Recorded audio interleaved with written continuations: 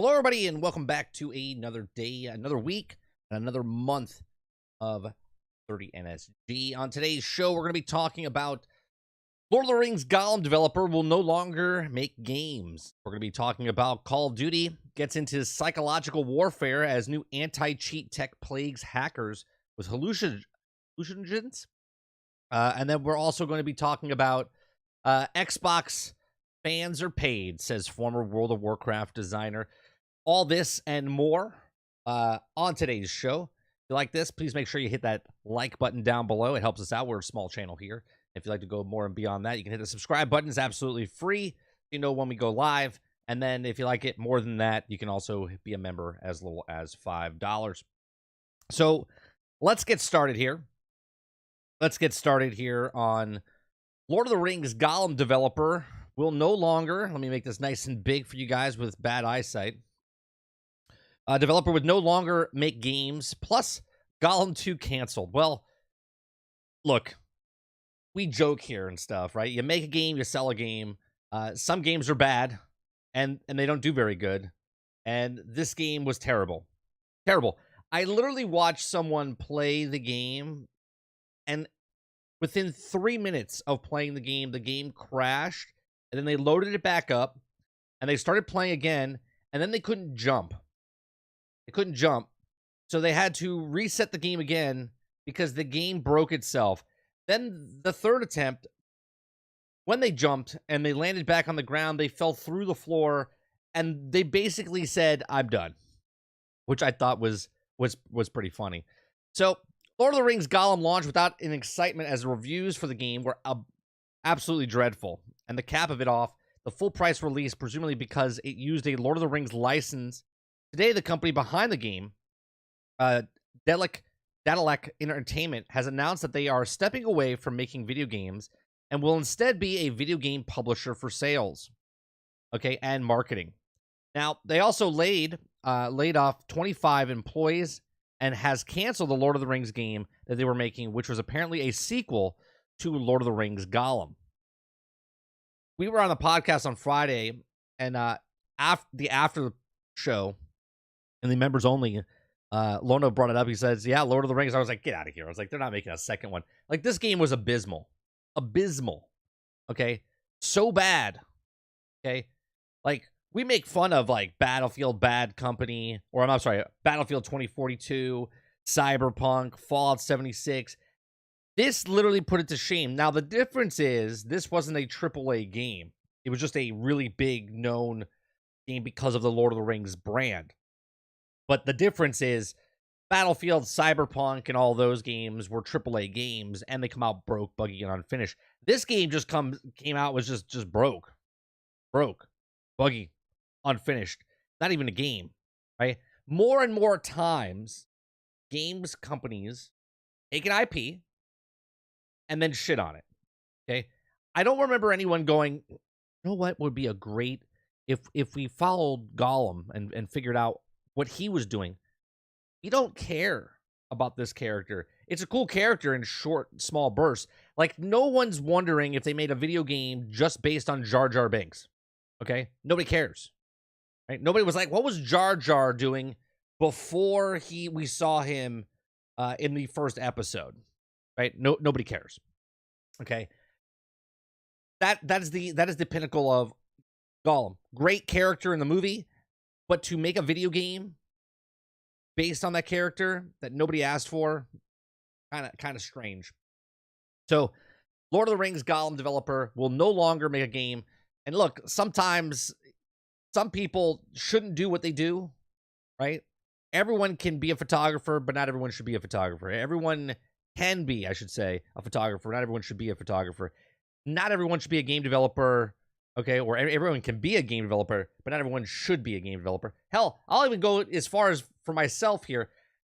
Everyone can be a streamer, but not everyone should be a streamer. Now, you could say because I'm small, I shouldn't be a streamer, right? At least I'm entertaining. At least I can present myself well on camera and whatnot, right? So, I just, some people shouldn't do what they do. I mean, I could sit here and be like, thanks, guys, for tuning. my show. No, it'd be terrible. Okay, so goodbye and good riddance, I guess. Stop making IP games off of off-brand stuff inside the universe of Star Wars, Lord of the Rings, Star Trek, Star Wars, whatever. Right? Just stop. Just stop. So Gollum is done, and Gollum 2, thank God we're not getting that. The next story I want to talk about.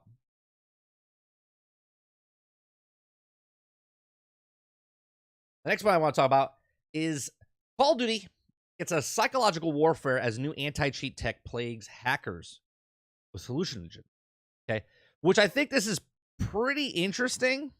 Okay, and basically they're messing with the hackers, right? They're messing with the hackers. Okay, so Call of Duty Modern Warfare 2 hackers are losing it, right? Team Ricochet, okay, Call of Duty devs is unavailable task of fooling the gamer's many cheaters, but has put an update detailing a new bit of anti-cheat tech. It's called hallucinations. Okay, and well, it does exactly what the name suggests. Now, it places a decoy character within the game that can only be detected by the cheaters that have been specifically flagged by Team Ricochet, okay, by the system itself. Okay? It reads the update, and they can't be seen by legitimate players, but serve to disorient cheaters in a variety of ways. This is actually pretty smart, okay? So, real quick, this is one real player and one fake player, okay? So they put a false character in the game that only the cheaters can see.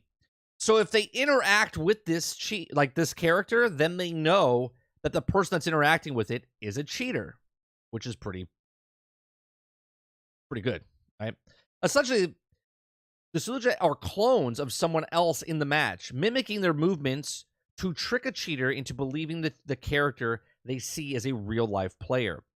Even more cunning, the players will also still spit out the kind of information that the hackers can pick up by using nefarious tools, making it impossible for cheaters to know at first glance which is real.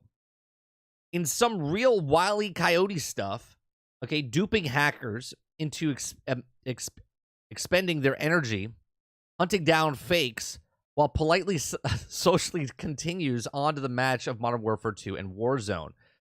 There's an obvious question here. Why not just ban the cheaters outright instead of playing elaborate mind games with them? Well, first off, I think that sounds much less fun, but Team Ricochet says that it is because the COD cheats are as big business, and they're constantly evolving, and they need ways to keep it top of how the cheaters are changing things up. Allowing cheaters to remain in the game and mitigate state provides Team Ricochet with an initial while keeping cheaters occupied in the dark and unable to harm your in-game experience, says COD AntiCheat Team. The data the team gathered as cheaters fruitlessly chase after a bunch of holograms and then use to bolster new anti-cheat efforts in the future. But it's just funny.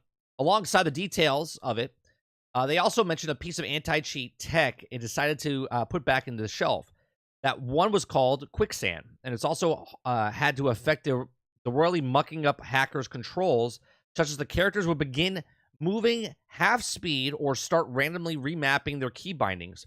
Sounds hilarious, but the COD anti-cheat team says that while Quicksand was fun mitigation to deploy against bad actors, it could also be very visually jarring to anyone in the lobby. Imagine coming up to an enemy, and he was moving at snail pace in the middle of the rotation out of a hot zone. It could trip you up. Fair point. So Quicksand won't be featuring in COD's anti-cheat efforts in the future, no matter how funny. Imagine the hacker subjected almost to biblical punishment. So, which is really interesting. I was watching a video, and Jack Frags was talking about it. He was talking about how 59% of the player base they saw stop cheating because of this. 59%. Okay. let me actually bring that up for a second. Okay. We'll watch Jack Frags' video.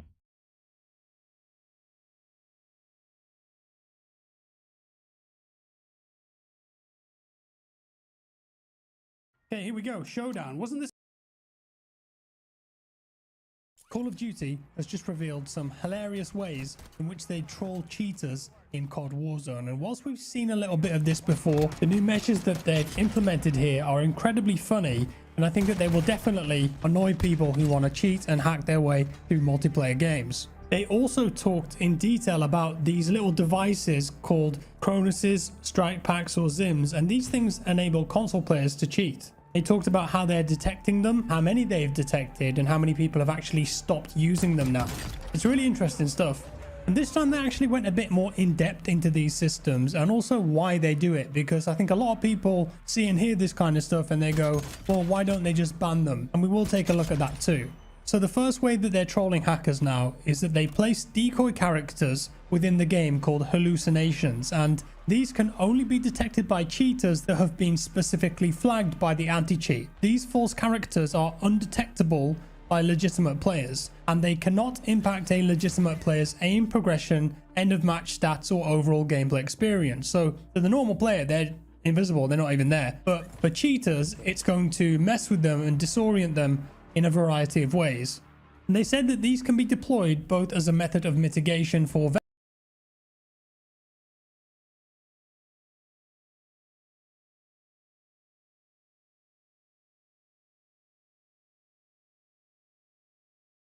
I'm muted.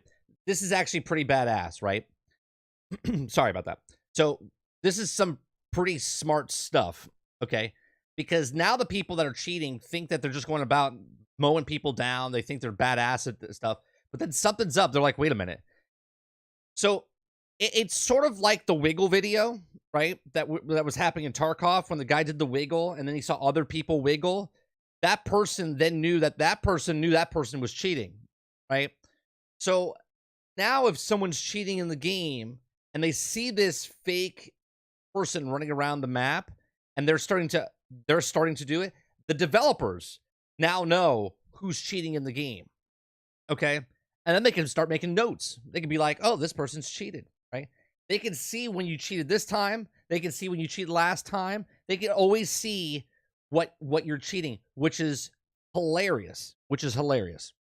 Verified cheaters or in secret as a detection for suspicious players. So if someone's been reported a lot and there's actually something weird going on, they could test if that player's cheating by putting a few hallucinations in their game and seeing if they try to shoot at them or interact with them. Because, get this, hallucinations look, move and interact with the world like a real player. These are not AI, they're not bots, but a clone of an active user in the... Right.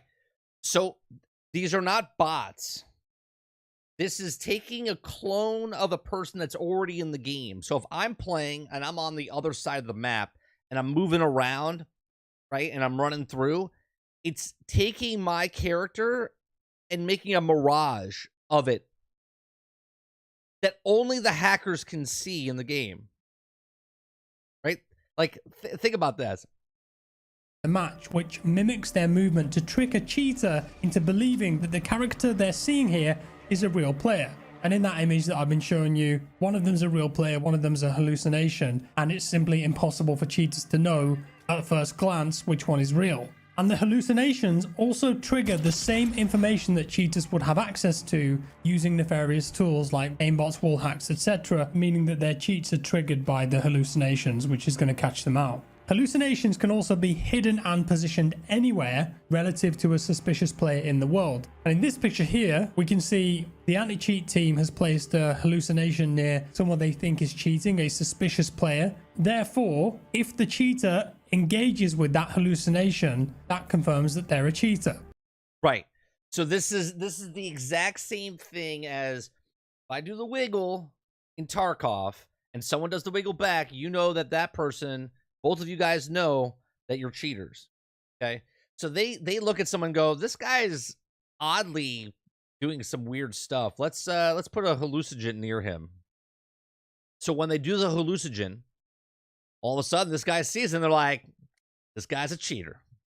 And And this one in particular, I think is really important because it's super clever. It can actually catch non-rage hackers. And I've talked about this in my video before. People who don't rage hack are often the ones that don't get banned but still continue to play the game. The people that are experienced cheaters and they keep on top of the ban waves. They keep updating their software. Maybe Travis says, I don't understand why cheating exists, period. On Contra, cheating was fun. Nowadays, cheating is just a way to ensure nobody wants to play your game.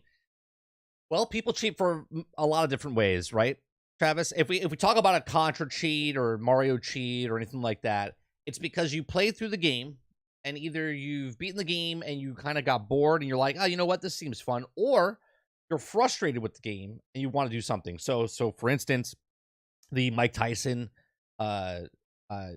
cheat code, the SimCity cheat code, where you're trying to build a city, but you kept failing, and you're like, you know what? I just want unlimited money, and I want to be able to build a city that I want to build. Or Contra, I want to be able to go through the game without dying and have unlimited lives or whatever, right?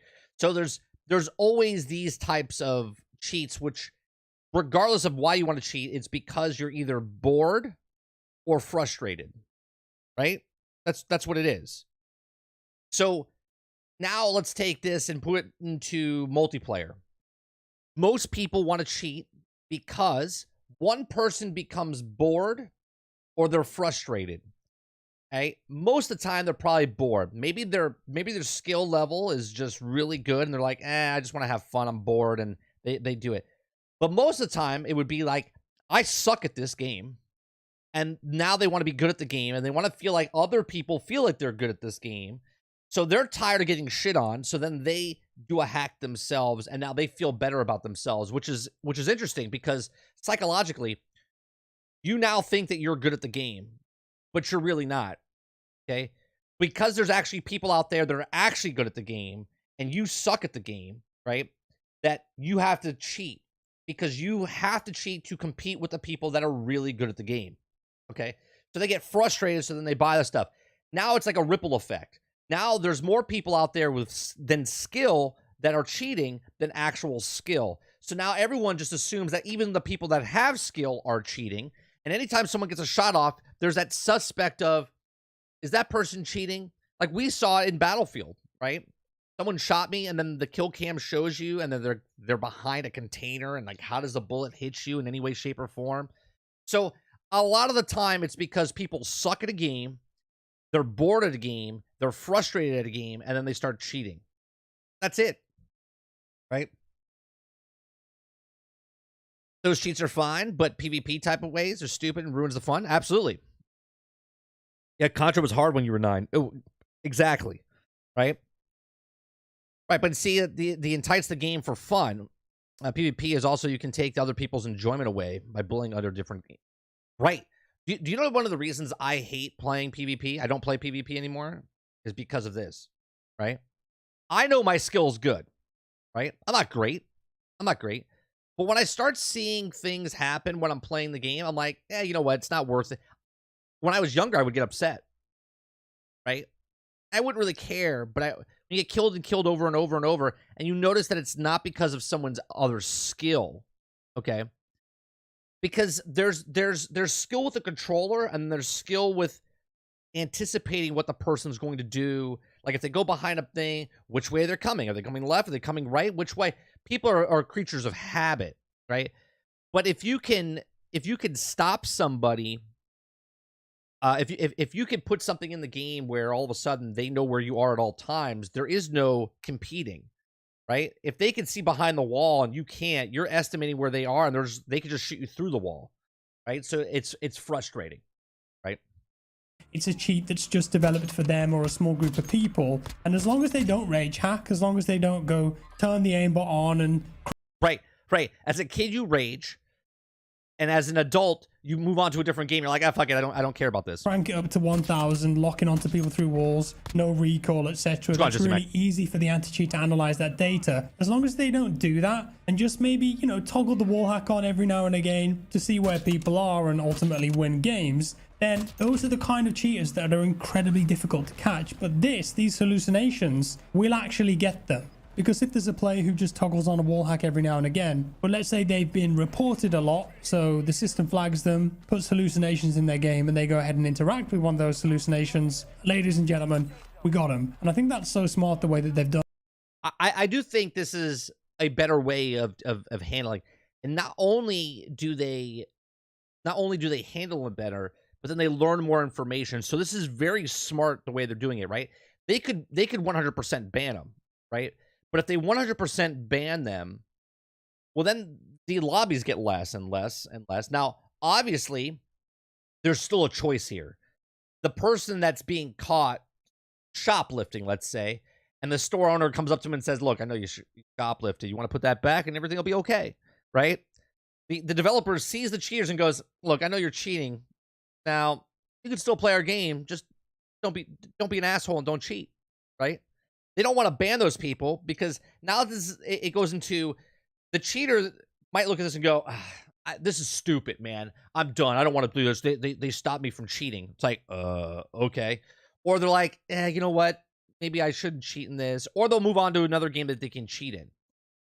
But if this starts to go across the industry where they start sharing the technology or start doing what Call of Duty is doing, then it might make PvP fun again, right? It might make more people to come back if they know it's working.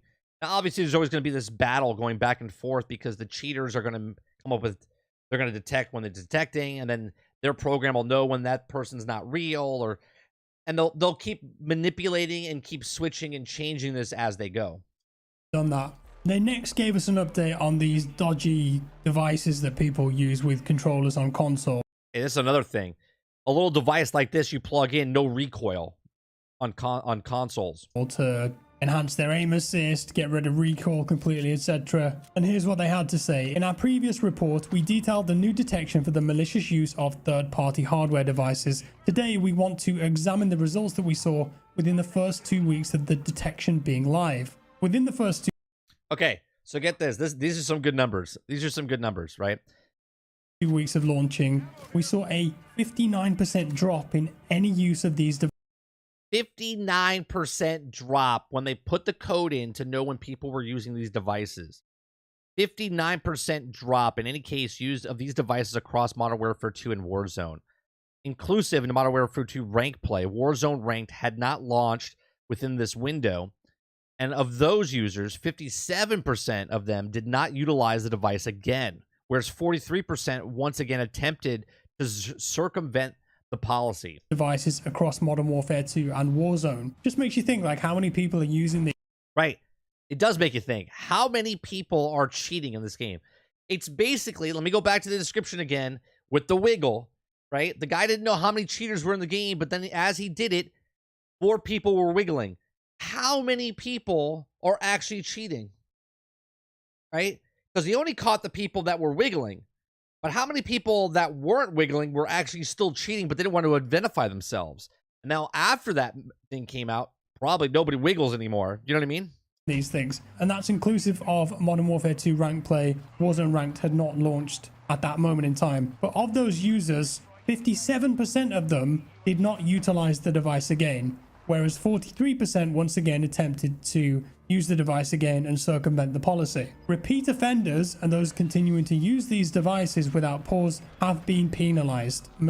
So they are banning people. Malicious use of these devices may result in account suspensions up to permanent account bans. Because if you remember, I think they said if they detected them, they'd pop up a message originally saying... That's gotta be pretty... You as a person, you have your thing plugged in, you're ready to go, and they pop up a message, you're like, oh, they know. Hey, we know you're using this. If you keep using it, we're going to ban you. So that's what they're referring to there. So some people get that message and then they just ignore it, keep using the Cronus. Well, half of them probably ignore it because they can't read. So whatever it is, and then just get banned. Like all anti-cheat systems, the moment we announced our detections, cheat makers and cheaters work to find new ways to play unfairly. Our detection methods and systems for this detection and others have seen consistent updates, and we have multiple... See, you know what the funny part is? Let me tell you a personal story. When I was in was it middle school? It was middle school. I remember at a time that I used to study hard, and then I stopped studying because I wanted to be cool and hang out with people, and I stopped studying. And I would cheat. I would try to cheat.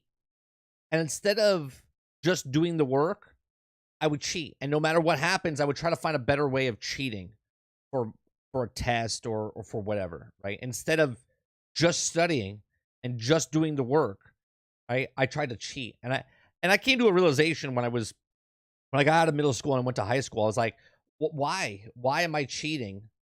Right? Because it's only affecting me. And then other people in class knew I was cheating. And then they thought differently of me. Right? So then I just started doing the work again. I just read the book, did the homework. And miraculously, it all changed. Right? So these people literally, because they're caught cheating, they're like, I'm not gonna stop cheating. I'm just gonna try to find a better way of cheating. Like I would stretch a rubber band, write the answers on a rubber band, okay? And then when you shrink the rubber band down, it didn't look like anything. But when you stretched it back out, it had all the answers on it, right? That's a freebie. Don't do it. But that's just it.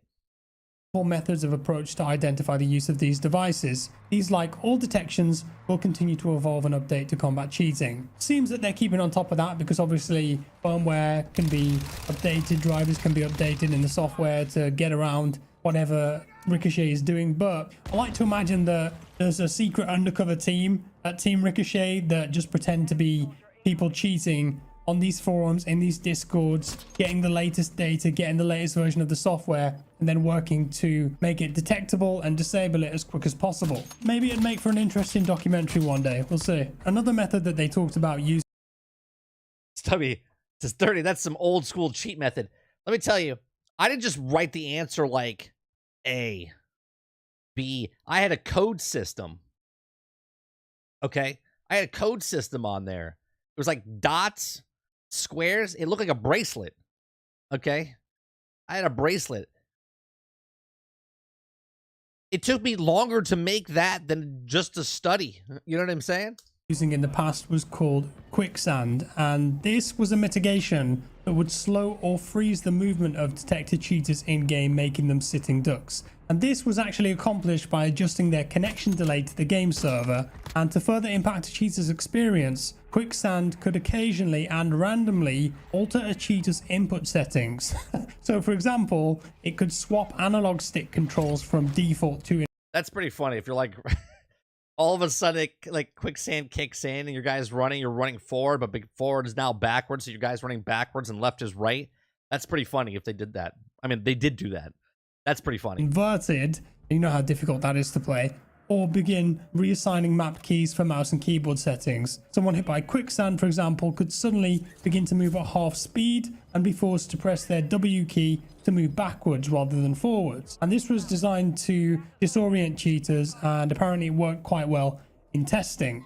The other big part about this is, why do we do this? Because as I mentioned, it's logical to think, well, if someone's detected as a cheat, why don't you just ban them straight away, get them out of the game? They go into that here, but there's also a big admission that we're going to talk about. So here we go then. I'm going to read this to you. Why do we do this? Cheating in video games such as Call of Duty is big business, and the technology behind cheats is constantly evolving. Call of Duty is massive. I don't know if you guys have been following the Sony versus Microsoft Activision acquisition.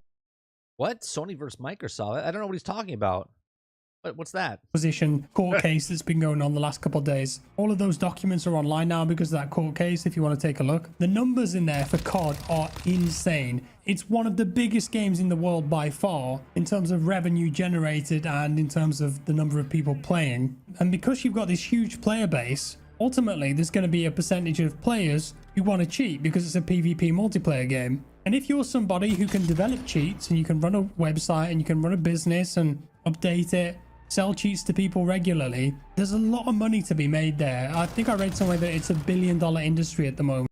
And COD is saying here, yeah, we realize this, it's a big business. And they're being transparent in the fact that they know people can make money out of other people exploiting their game and selling software that lets players cheat. But it continues as to why. You want to see something though? Look at this last clip. Look at this last clip. They do these. Oh, hold on a second. Mitigation. Transparent in the fact that they know people can make money. He comes around this corner. And that dude is already pinned on him. Out of other people exploiting their game. He's already on him.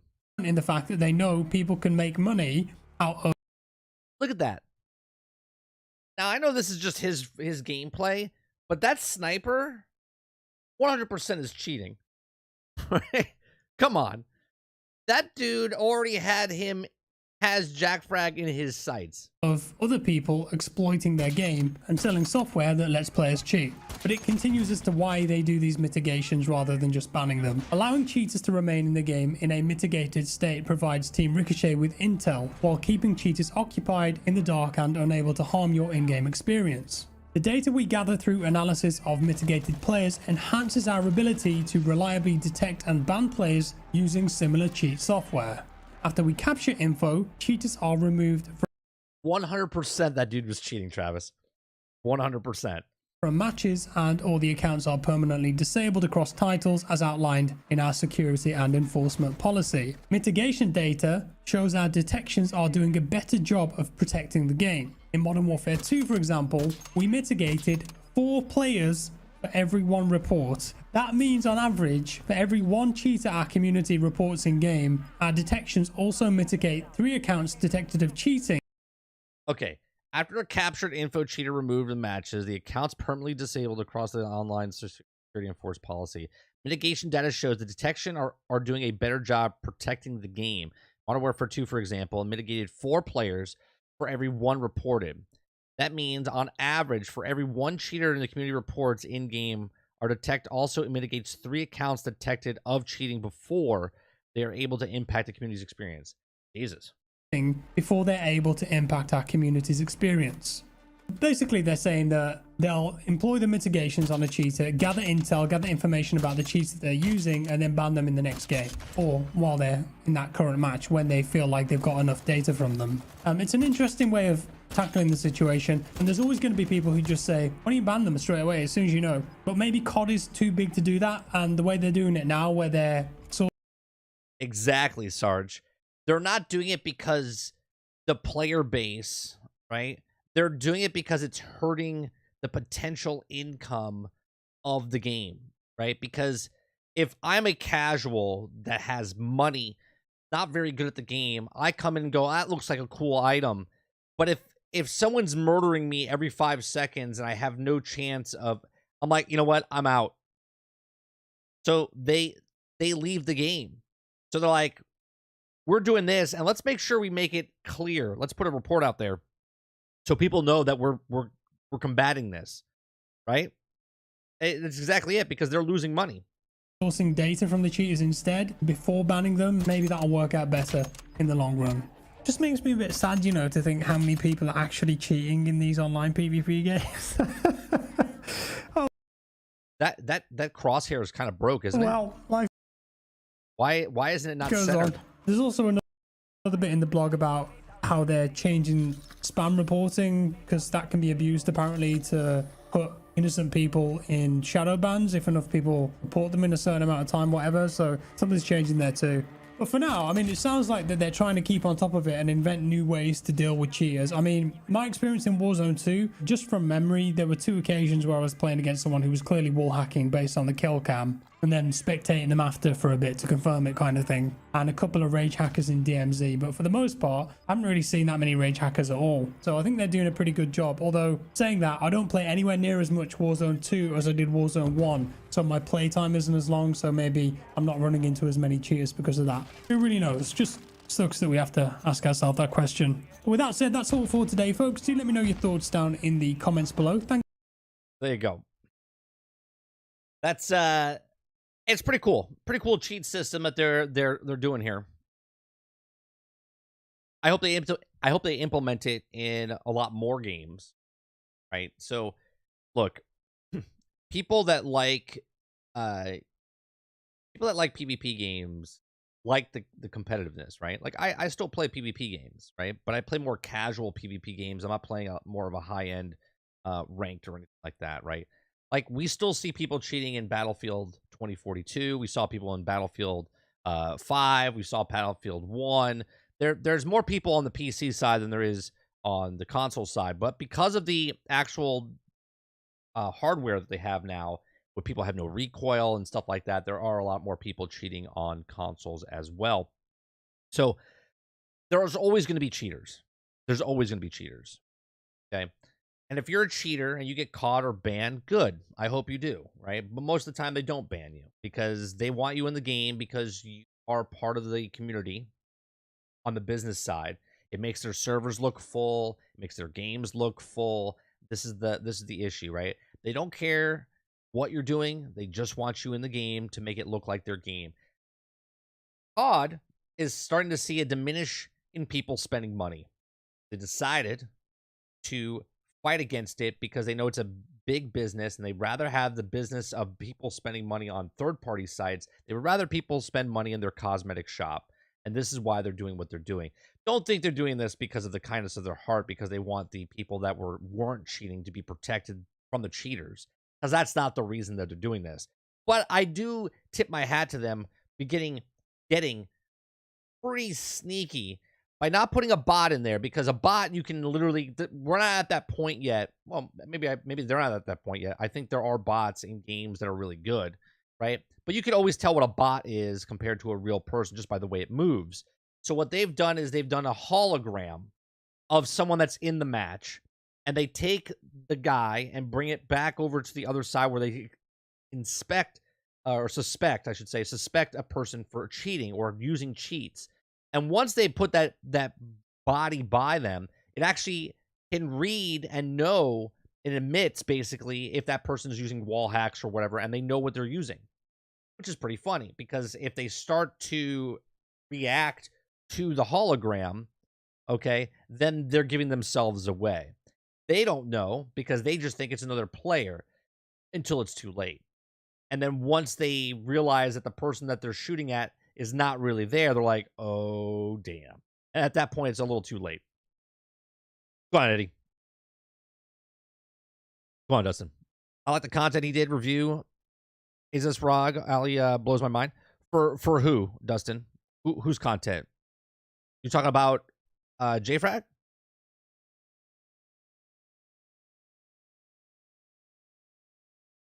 Happens at Ghost Recon also. Happens everywhere. This is exactly why I hate, right? So basically, a lot of people just go into a PvP game, just basically do the checklist, right? Do my dailies, do my weeklies, get up a level, moving on up. That's it. That's what they do. They don't care how many times they die.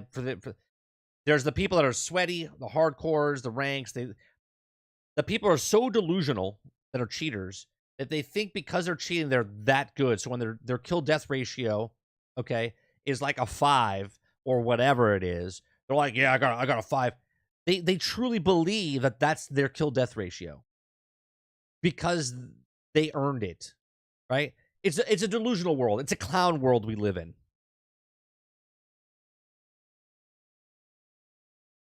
Money, money, money. That's what motivates a business. Sure. And I've said it the other day. I said, if you think a company, blue box, green box, PC, cares about you as an individual, you're delusional. They only care about money. That's it. That's it. If they could charge as much money as possible for it, I mean, think about it. Call of Duty charged for a reticle. A reticle. A dot in a video game on a gun.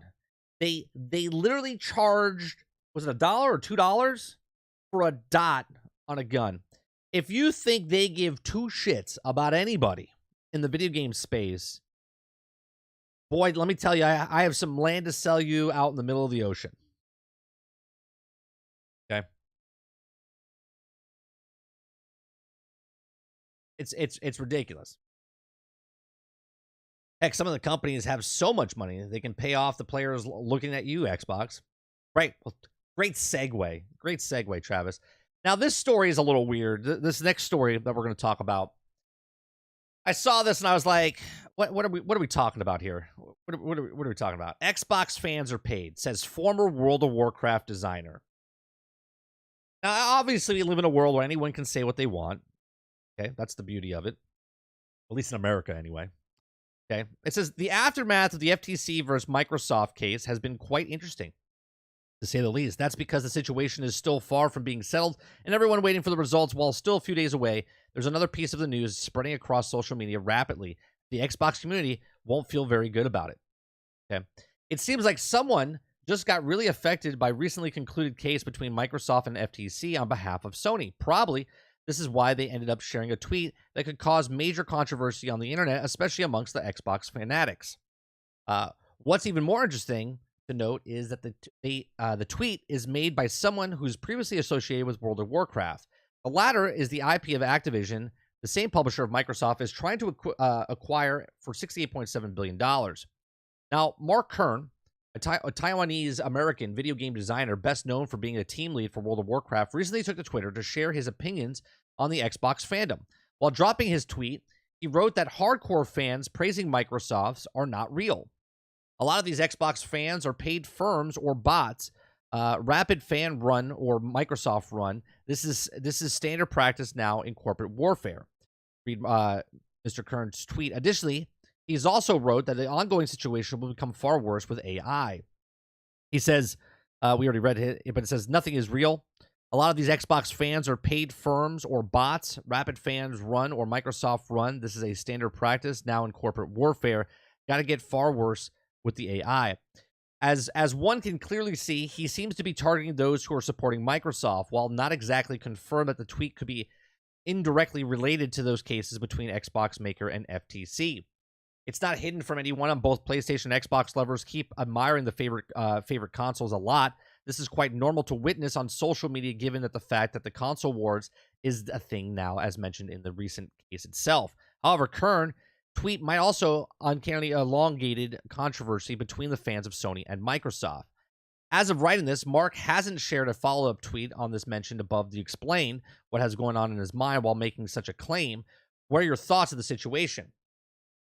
So obviously he's saying that there's no way, and I think this is kind of out of context what they're saying, what they're taking, because the tweet itself, obviously I'll put the tweet up. Okay, it says nothing is real. A lot of these Xbox fans are paid firms or bots. Now, that's not false, right? Don't just take out Xbox fans are paid firms or bots. On Twitter, there are tons and tons and tons of bots, right? This has been proven on Facebook and different things. They can read what you're scrolling and what you stop to read. So if you watch something, so if you're a Sony guy, right? If you're a Sony fanboy, they're going to show you a lot more Xbox accounts because they want you to engage, right? It's all about engaging. That's what social media is about, right? And if you're a Xbox fan, they're going to show you a lot of tweets from Sony people because they want you to go back and forth. I don't like to get political and stuff like that, but this is in the same vein. If you're a Republican, they're going to show you a lot of Democratic stuff to get you upset, to get you to tweet, to get you to interact, to get you to do stuff. Vice versa. If you're a Democrat, they're going to show you a lot of Republican stuff. They're going to show you a lot of stuff in your feed to get you upset, to get you aggravated, to get you to do stuff, to do what they do. So him saying nothing is real, and a lot of these Xbox fans are paid firms. Now, this is not saying that we do have people that are fans of businesses. We have a couple in ours. We have a couple of PlayStation fanboys. We have a couple of Xbox fanboys, and they're not paid, and they're not bots, right? Maybe they are paid. I don't know, right? That would make a lot more sense to me, but they're not paid, right? They're just people that actually love what they love, but they're also driven by the people that are upset by stuff, right? So if you're an Xbox guy and someone is on Sony bitching about Xbox, it drives you to do that, and you're excited because they're losing and vice versa, back and forth.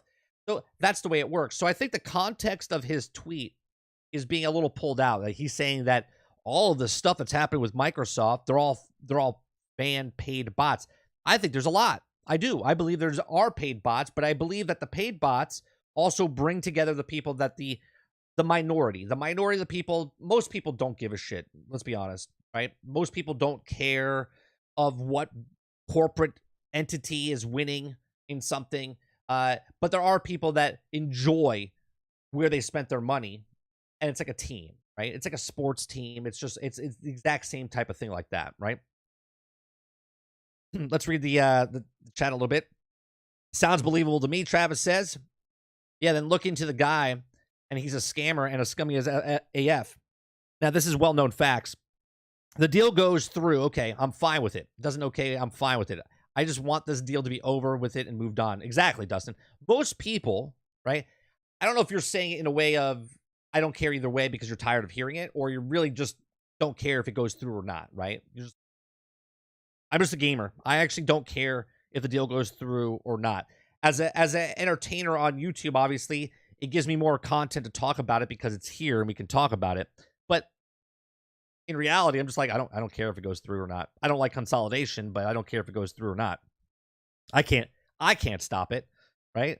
I can't stop it. That's not false. That's a nice way of saying it's true. Well, I said it was true. I said there's paid bots from the very beginning, Travis. I said there's people. Exactly the same thing to rile you up. The purpose of it is to make us hate each other instead of focusing on real enemy. Well, it's not. I don't think to make us hate each other. I think it's they're funded to make money, right? It's to get that interaction and whatnot. That's what it is. Hate sells. If you love something, you're like, hey, I loved it. You kind of like move on. I always find it funny that people that hate watch people, right? They don't watch something they love. They watch something they hate, which means they love it. They love hate watching. I need a data to show there's a bunch of bots in the console wars on Twitter. Well, there's just bots on Twitter. There's a ton of social media bots on Twitter, regardless if it's for Xbox or for Republican, Democrat, if it's for whatever. It's just what it is. He's saying it's only paid bots is my issue. I was raised never say all or none. Sure. Obviously, his statement, there's no proof of it. There's nobody out there like, look, can we all admit that when you watch Twitch or YouTube, there's bots in chats, right? There's bots in chats. You know what bots are in chats, and you don't know what bots are in chats. If someone comes in, if we have a topic, right? We're talking about Xbox, and all of a sudden someone that's never been in the chat before says something, but it's so it says something and it hits certain bullet points. You're like, that's weird, right? Half the time, you guys don't even see half the bots that get through. Okay, you don't even see half the bots that get through. Okay, I see them, and I just ignore them because my chat ignores them, meaning I filter them out. Okay, there's bots all over the place. In Twitch, there's people that view bot.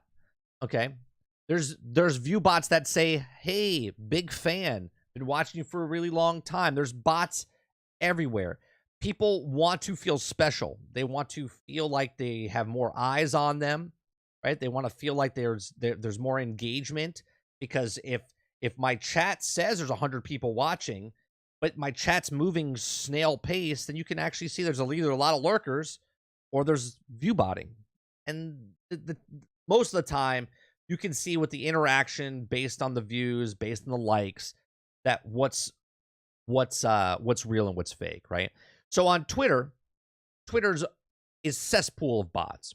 So much so that Elon Musk this past weekend was trying to get rid of bots. And then he put a limit on what they could see. And then it affected the actual people that were paying or whatnot. And people were losing their shit because they couldn't see as many tweets of the day. And if you guys were on my Discord, I was laughing about this because I just thought it was just super fucking hilarious. Okay. Doesn't YouTube block some of those comments that overuse the emotes and the reasons? Yeah. There's YouTube does a lot better job. It takes out the comments that the bots put in the comment section. It takes out the bots that put into the actual live chat. They've actually done a really good job to do better. There's still times I have to go back in and weed out.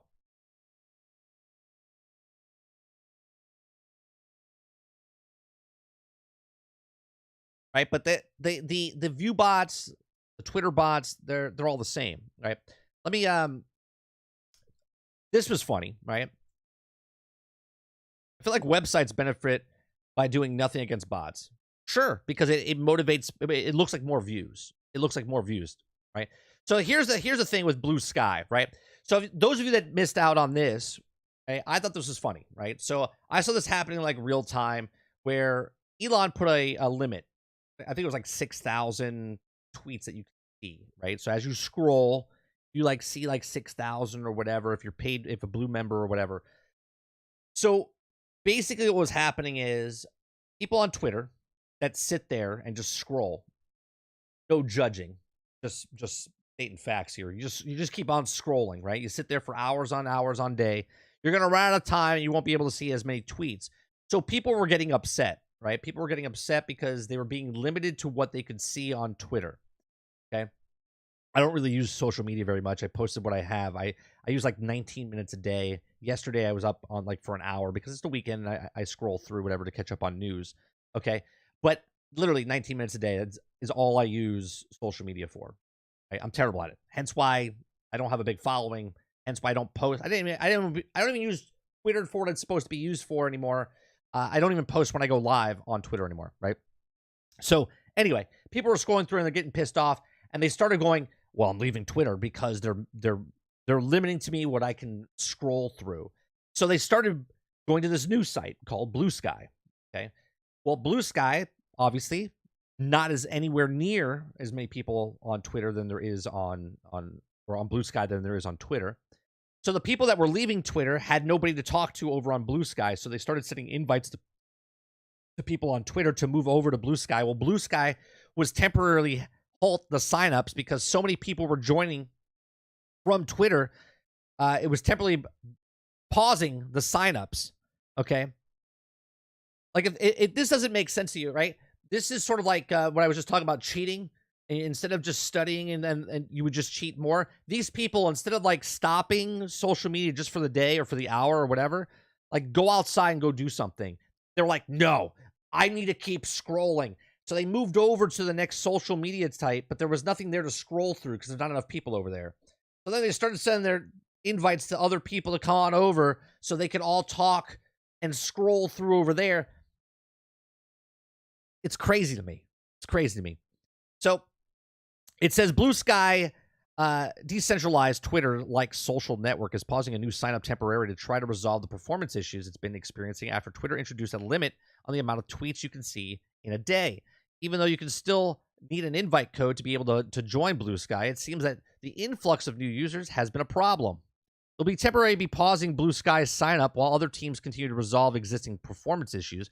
Blue Sky wrote in the post, "We'll keep you updated as the invite codes will resume functionally.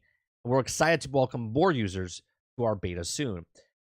Like, they would rather go to a new site that hasn't been tested or anything whatsoever just so they can scroll through more cat photos. There's a problem here in society. There's a problem. Wouldn't that be funny, though, Titan? Wouldn't that be funny if Elon just made a separate site that they thought they were leaving, but he actually owns it? I don't know if that's true, but that would be hilarious. These people are so attention starved they can't go 5 minutes without someone telling that they're pretty. Yeah, it's weird, Travis. You don't have a huge following. You haven't sold out yet. Certain people. It's because I don't have bots. I think that's what it is, Travis. They got to get their fix. That's right. I finally beat Uber Lilith. Jeez, that was hard. How many attempts did you do, boss? How many attempts did you have? I watched the guy yesterday talk. Asmogol was watching a guy. He said he beat it, or he tried it 1,600 times before he beat it. 1,600 times. Maybe 100 at least.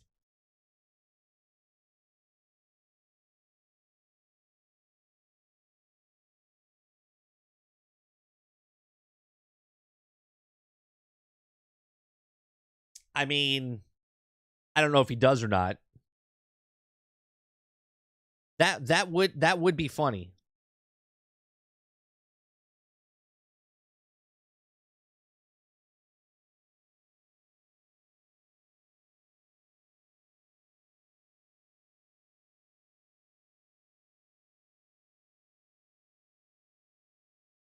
Blue Sky is an innovative development decentralized social network protocol and is associated with social network service, originally spun out by Twitter Inc. It hired its first employees in 2021 and was incorporated an independent public benefit company the same year. So originally spun out by Twitter Inc.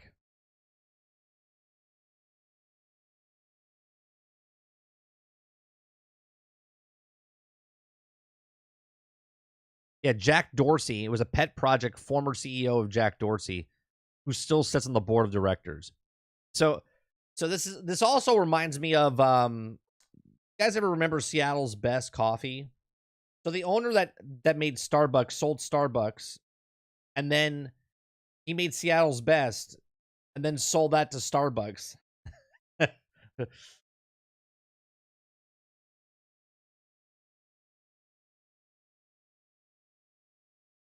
It's one shot mechanics annoying. Yeah, I know. It's that one shot of the blood waves, right? That's a one shot.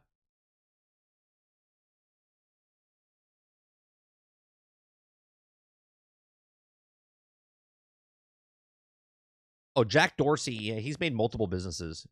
Very smart at what he does. Very smart at what he does.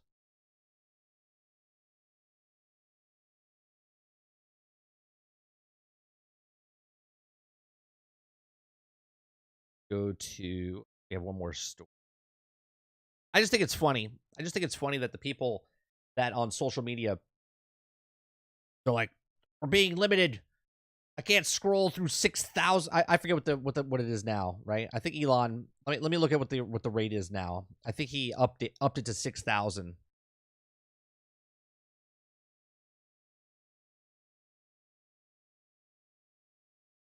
I think Elon made it. Let's see. Yeah, verified accounts are limited to reading 6,000 posts a day. Unverified accounts 600 posts a day, and new unverified accounts are 300 a day. So you can only see 600 posts per day.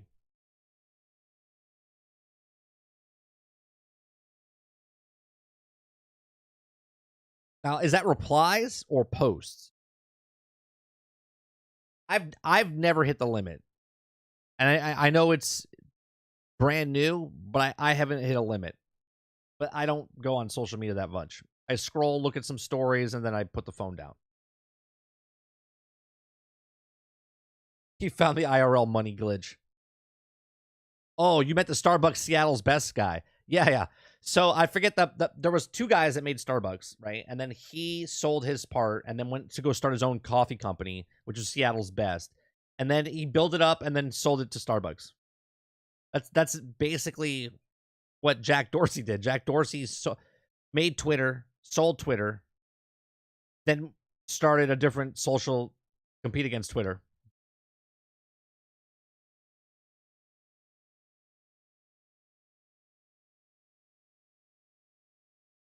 I only look at it.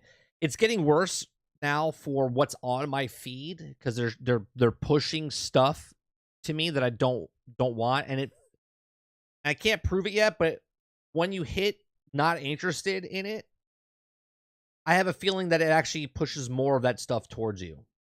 Okay, because I literally put I'm not interested in seeing stuff. I've watched more people die on Twitter, which is disturbing. Right? Disturbing. Okay? Like I don't want to watch that stuff, but it's in my feed. And when I say I'm not interested in it, it throws more stuff at me of that stuff. So I stop going on Twitter. So basically all I do is I just want to go to sites cuz breaking news and stuff like that. So I scroll through video game news. I try to have it just video game news. That's all I want. But for some reason, it pushes all that other shit towards me. I try to avoid Twitter, but I am checking in more lately for info for Microsoft. Yeah. That's what I use it for. I use it for like to try to find people that are in the industry and get news stories and whatnot. But holy Christ.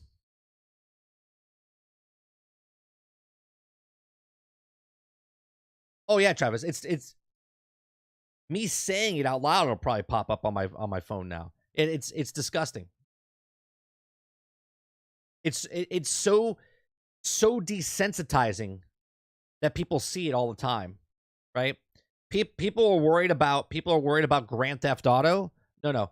People are filming stuff in real life and then posting on social media, and that's what desensitizes people. Not video game characters that you're shooting with imaginary bullets.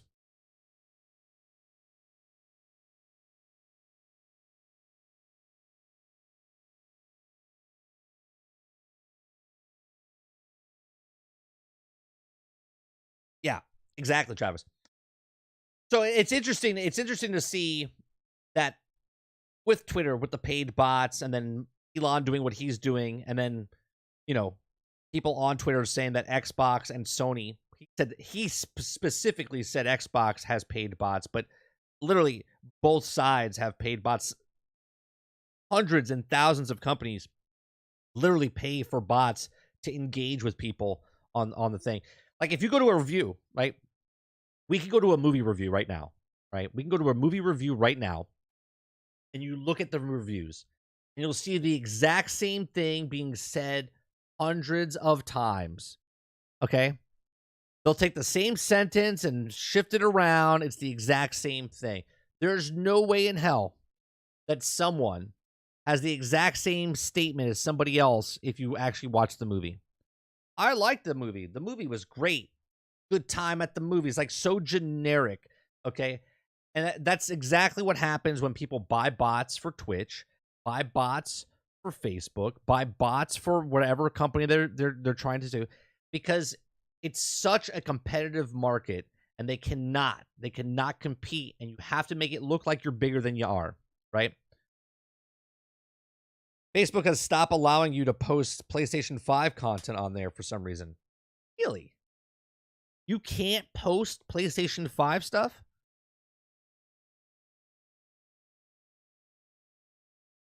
Boss says Indiana Jones was eh. I wouldn't say it's bad. It's very low, okay? Though I like to say close to bad. I'm not the one to say bad, but that was pushing it. So you not saying bad means it's bad. Well, let's take a little. You want to see something funny? Because this is funny. Okay, let's take a look at Indiana Jones for a second here.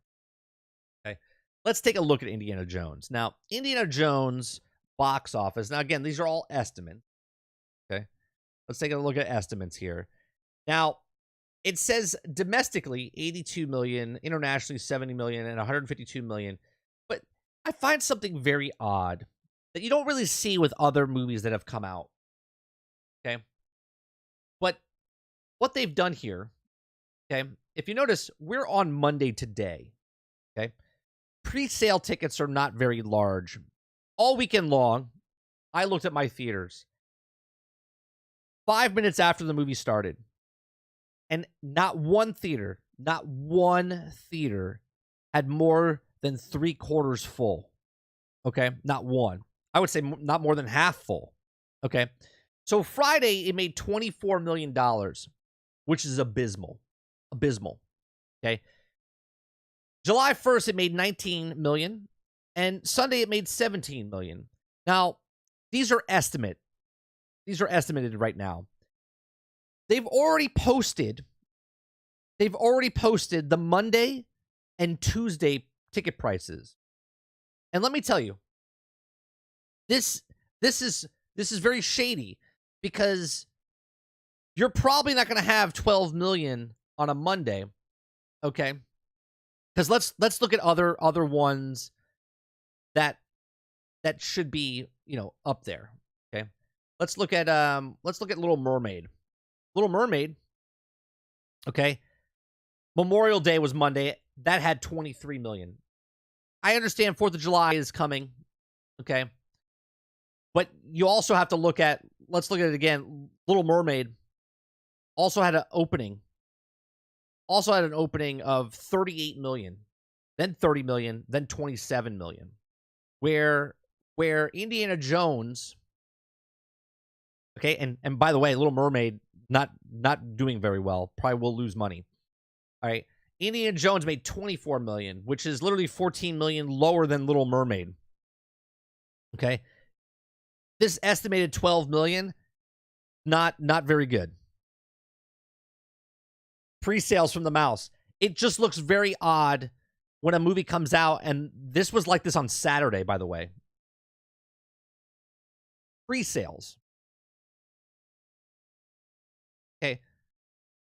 So you're telling me right now, if I go look at a theater, and I was looking at theaters that are at Universal Studios and Disney, okay? And there's like nobody going to the theaters. Boss said on Discord, he says, well, maybe people in your area don't like movies. I don't know if you've ever been to downtown Disney, Boss, or Universal Studios, but there's literally tens of thousands of people that go to see a theater there.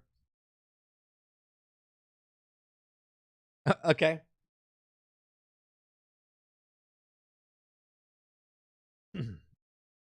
Little Mermaid will lose money. I think the budget was 250 million. They're at 526. Yeah, they'll probably lose about 130 million, 140 million.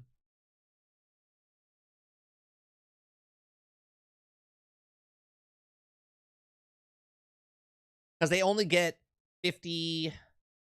I think they get 51% of ticket sales domestically, and they get 42 or 47%. No, it's 42% of international. And then they get less than that based on certain countries like China and whatnot.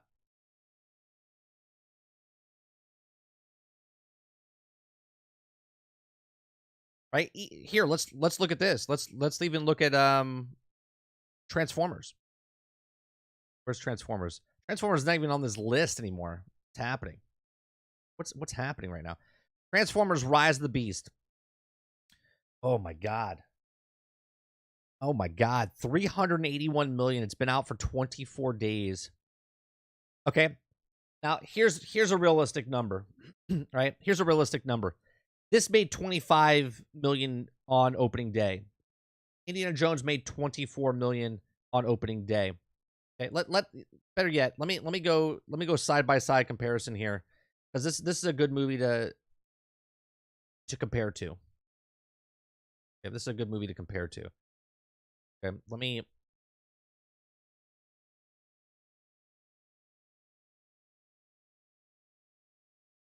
Stop it.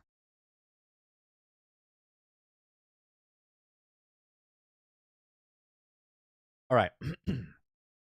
So let's go with. Got Indiana Jones. Let's go with.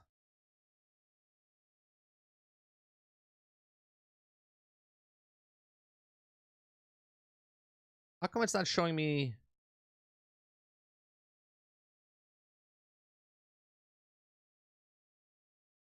Okay, Beasts. Okay. So let's look at the opening for each of these.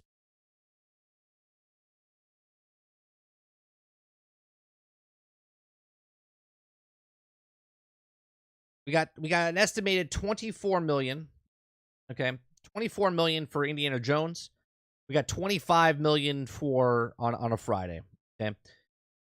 Saturday 19 million. Saturday 19 million. Sunday 16 million. Sunday 17 million for Indy. Monday 5 million. Monday 12 million. Something seems off. Now, I know 4th of July is Tuesday, and I know it's a holiday and Independence Day and whatnot. But no one's seeing this film. No one is seeing this film. Okay, this movie is going to drop off. This movie needs to make $750 million just to break even. I think it might be 800 million to break even, because it's around $300 million budget for this, right? If we look at Transformers, which I can't believe that this is this low, they're already they dropped off dramatically, and no one's talked about this, right? No one's talked about this. You guys said it was a great movie, and I'm sure it is, but that's going to be a loss at the box office. 24 days into this movie coming out, and they haven't even broke $400 million worldwide. That is a flop. Okay. That's a flop.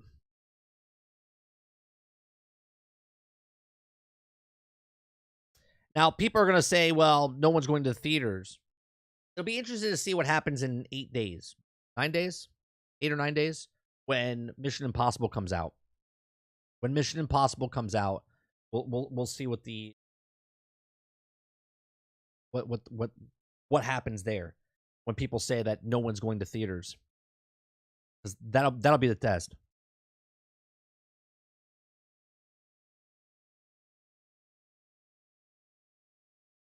What's another mediocre Sony film? Spider-Man is like the best series. Everything else doesn't. Yeah, I don't think Craven's going to do very well. I don't think Craven's going to do very well. The trailer did not interest me whatsoever. It looks like another Morbius going to happen with that one.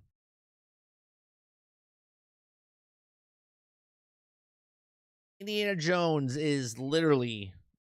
Let me look it up real fast. Let's look up. Let's see. Because it is a holiday. It is a holiday. People are watching a movie. Let's go to where. Let's go to where Disney is. Let me go to their theater.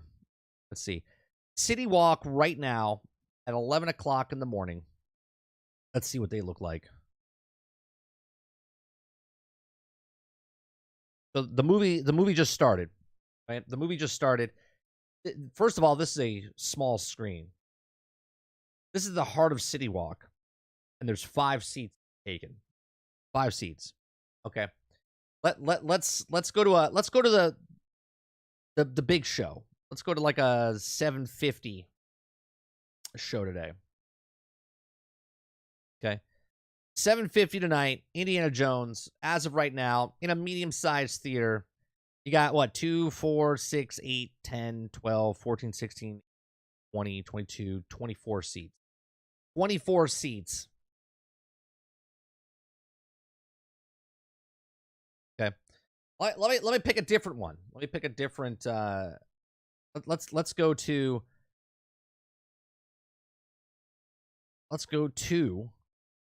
a really popular theater. Go to Disney right now. Right? Disney right now, 2:30 show. Okay. Now, this is okay. This is actually pretty good. This is what I was expecting to see. Okay. Okay. This is at the heart of Disney. Okay. This is at Disney. This is downtown Disney Springs. This is a very, very popular theater. And there's 2, 4, 6, 8, 10, 12, 14, 16, 20, and then the front row. Right. So there's about 40, 50 seats open. Right. So that's actually pretty good. That's fantastic. Right. Let's go to their 6:30 show today.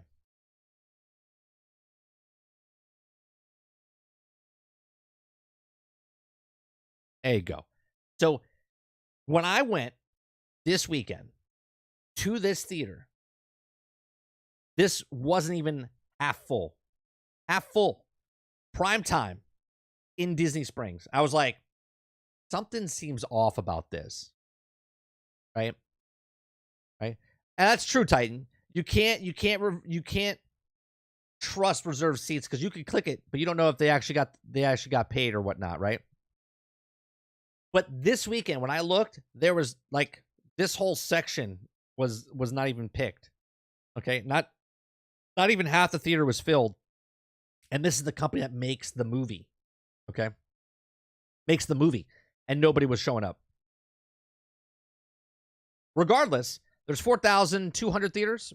I think 4,200 theaters. Let me see. 4,600 theaters. Okay, 4,600 theaters, which is usually about 400 more than what the average theater goes into. So it went into about 400 more theaters. Okay, 400 more theaters, and it made less than what other movies did at 4,200 theaters. Okay, let's see. Yeah, Little Mermaid was at 4,300 theaters. Transformers was at 3,600 theaters. So right now, think about this, right? Like let's use our brains. They're in 4,600 theaters domestically. Transformers opened up in 1,000 less theaters. Okay? And right now, Transformers has the exact same ticket sales the first 3 days coming in. That right there should tell you everything that you need to. Less people are going to see movies. Cruise seems to still have the ability to draw viewers. I don't know if it's Cruise or what Cruise is doing. Right? I don't think any one actor can pull in what they're doing anymore. Like, I think Spider-Man, the multiverse, pulled it in. I don't think Tom Holland pulled it in, right? Top Gun, I don't think Tom Cruise pulled it in. I think the movie itself pulled it in.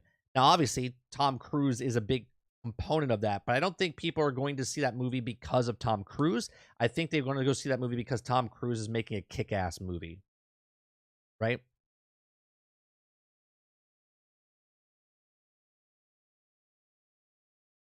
Boss says Morbius isn't even that interesting enough to have his own movie, which is why it totally sucked.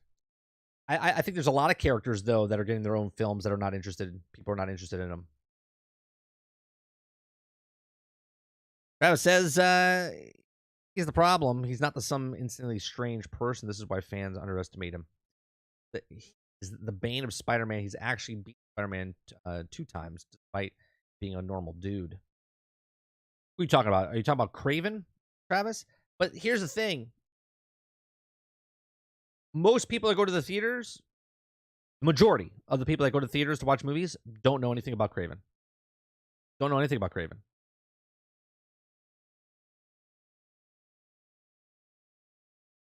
Go on, water.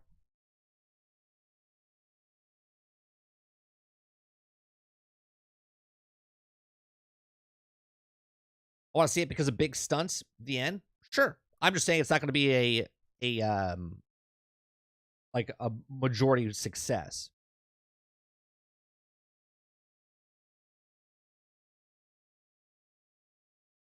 Then do some research. Books won't hurt you. You think the average person that goes to the theaters like, oh, who's this guy?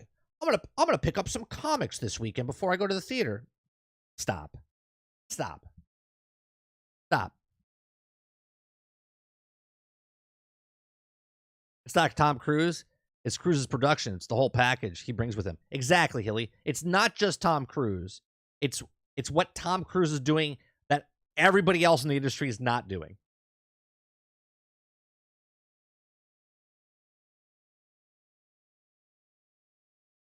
Spider-Man 2 game will boost viewers for Kraven.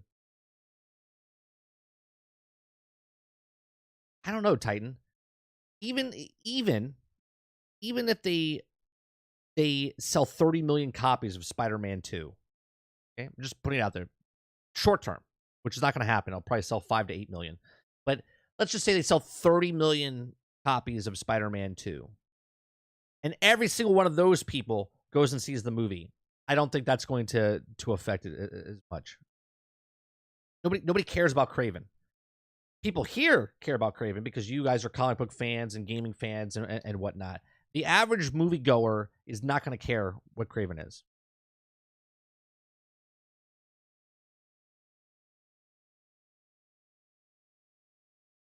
Kraven won't do good due to the fact that he's lesser known villain of Spider-Man. If Spider-Man was in it, he would be at massive numbers. But Kraven isn't a mainstream villain. Now, that is something really said well, Water. If Spider-Man was in the film with Kraven, then it would do very well. Because Spider-Man's in there. But Kraven by himself is going to be like, going to be absolutely nobody going to go see the movie. Will it do better than Morbius? I'll say sure.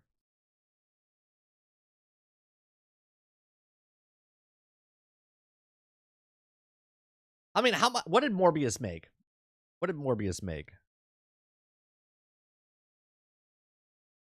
Morbius made 167 million.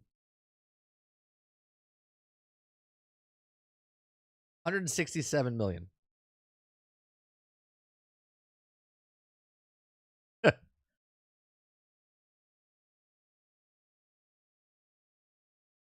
How much does Shazam make?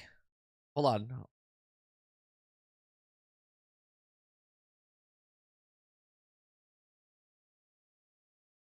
And this was the sequel? 133? What's another movie they could make? How much did Black Adam make? Black Adam made 380. It will not make more. It will not make more than $220 million. When does Kraven come out?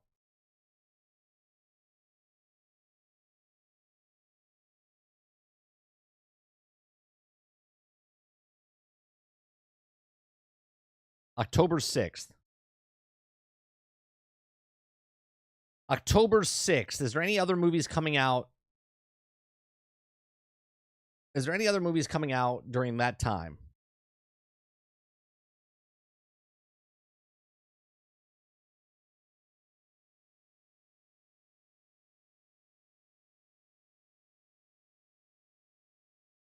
Let's see here.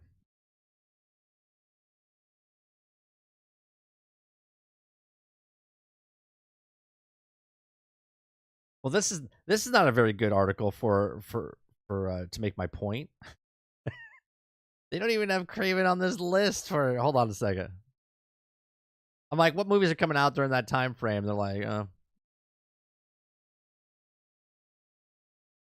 the Hunter. Okay, so you got you got the Expendables 4. Is that a thing that's happening? Expendables 4 come out 2 weeks before, so that's not going to really affect it. Next Goal Wins, True Love, The Exorcist, Underdogs, Saw X, Pain Hustlers, Dune Part 2 comes out a month afterwards. So there's really nothing competing. There's really nothing competing with it.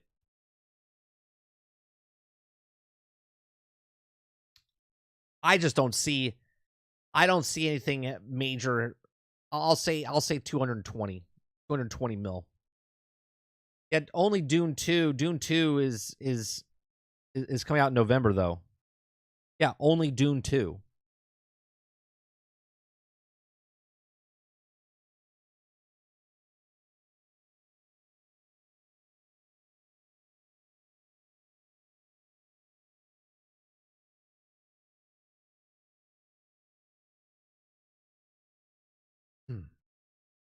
I think Black Cat or whatever movie they're making will make way more than Kraven.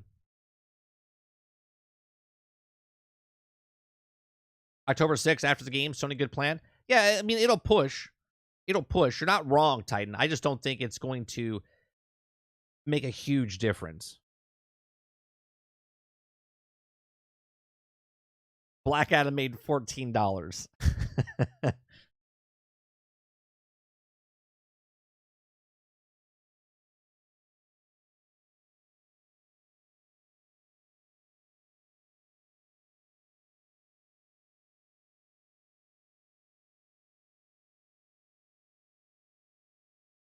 I have yet to tear into you people since being told to stop. What do you guys talking about now? What are you talking about, boss?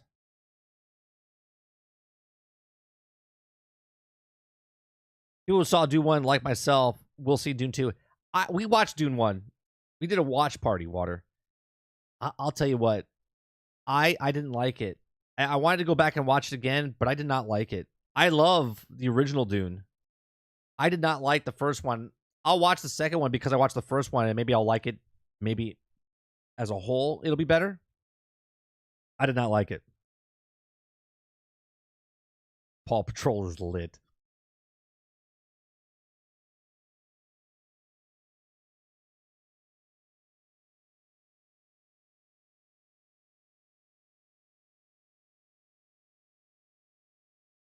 The movie's coming out before the game, October 6th, and the game's coming out October 20th. Yeah, I don't see that helping at all then. I'll be honest. What's the highest grossing films of 2023 so far? That's a good question. Look it up. Let's look it up.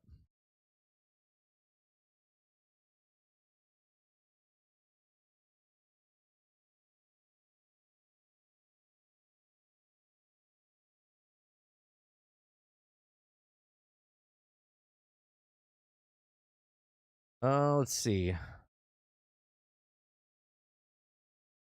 Top grossing. Super Mario Brothers.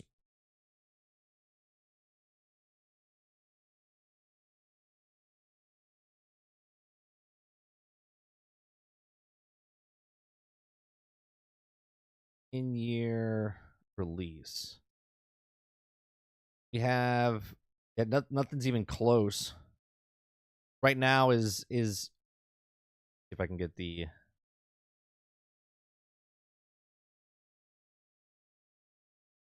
they have Super Mario Brothers. Now this is domestic now. This is domestic, not total for the year. This is just domestic, right? So we can look Super Mario Brothers at 553 million,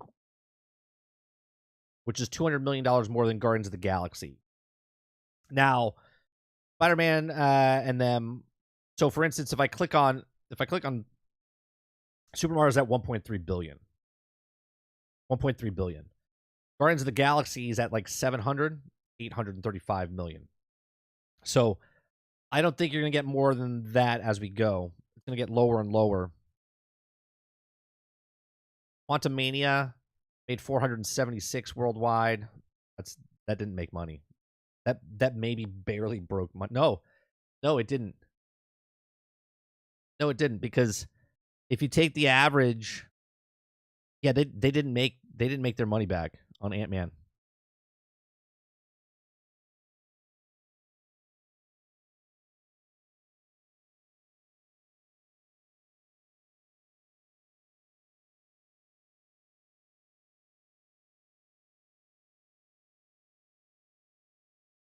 Highest grossing film in 2023 is Travis. I enjoyed Mortal Kombat film. Mortal Kombat film was bad as well. I mean, obviously, I'm not a huge Mortal Kombat fan.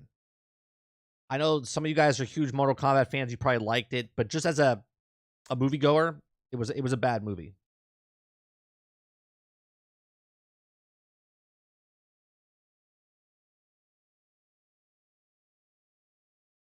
There was cool. There was that opening scene, that opening fight scene in Stuff Water. That was awesome.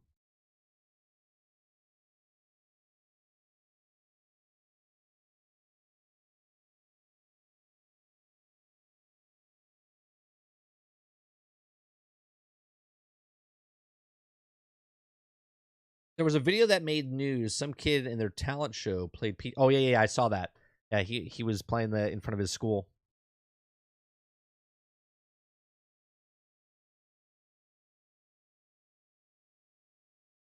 It's so hard to see what that movie would have made, because when that movie came out, we were in the pandemic. You know what I mean?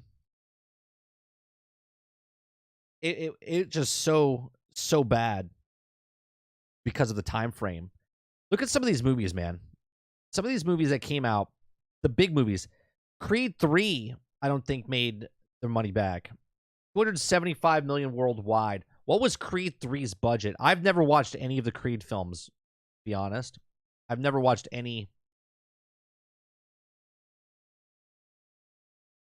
75 mil.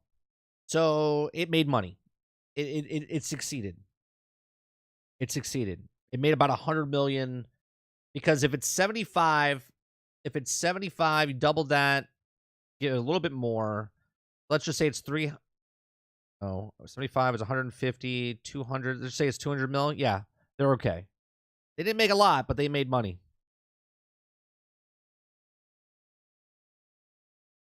Creed made money.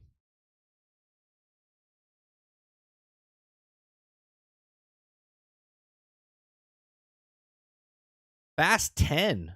I'm surprised Fast 10. I mean, it only made 696 million. Now I know that seems like a lot. What did it do? What did it do in?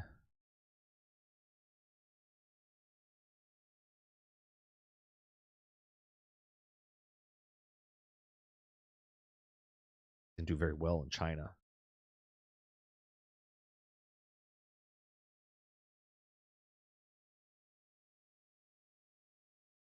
Creed 3 was awesome. Michael B. Jordan created it based off of his boxing. Tell from the camera angles used. Did he create that? I thought it was a Sylvester Stallone thing, and they kicked him and they booted Sylvester Stallone out in the third film, like creatively.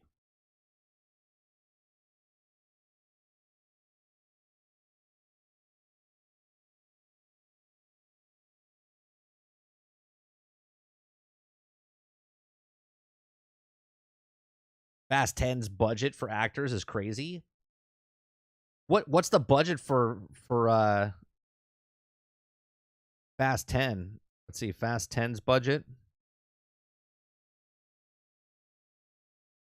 Oh my god. $340 million budget? Holy shit, they didn't make money. They did not make money. They didn't even make their money back. 696. They need to break 800 to 900 million. Oh my god.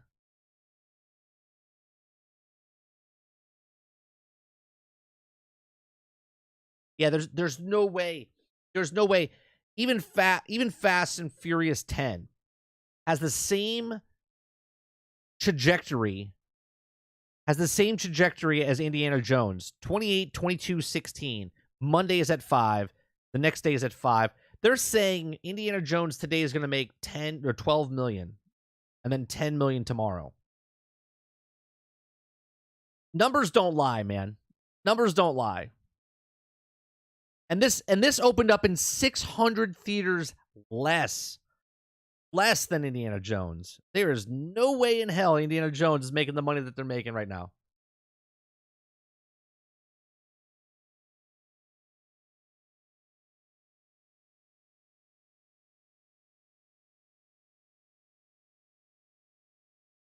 It's not about being good or bad, boss. That's not what I'm bringing up, right?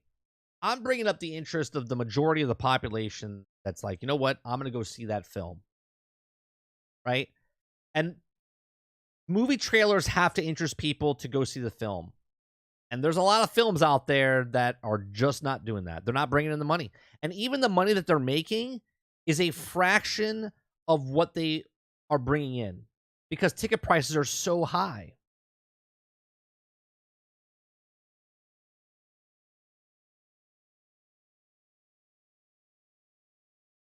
I'm surprised they're still making movies. 11 movies in the series. Vin is dedicated.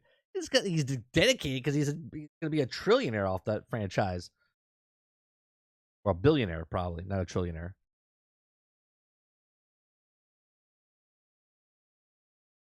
It's also way more convenient to watch at home. Sure, but then they're also, cannibalizing their own profit by throwing it on the streaming service. Right? Because let's be honest, are you renting the movie or are you watching the movie on a streaming service? Because watching on a streaming service, they're also not making money off of that. Not as much as they would if you were renting the movie directly.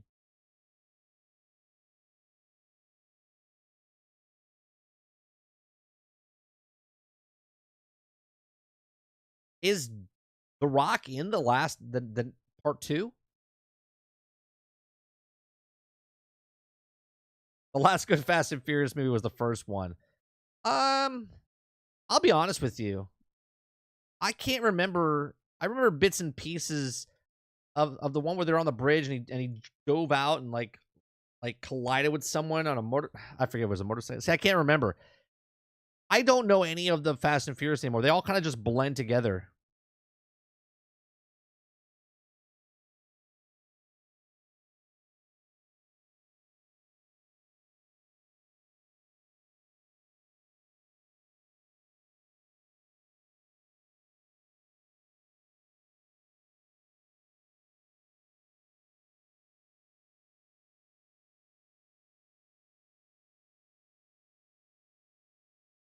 Confirmed to return to Fast and Furious.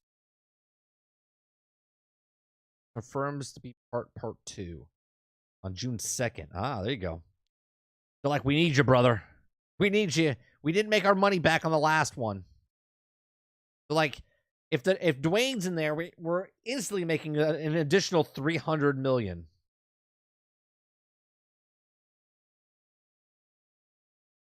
A lot of bridges. Yeah, I don't remember. They all blend together.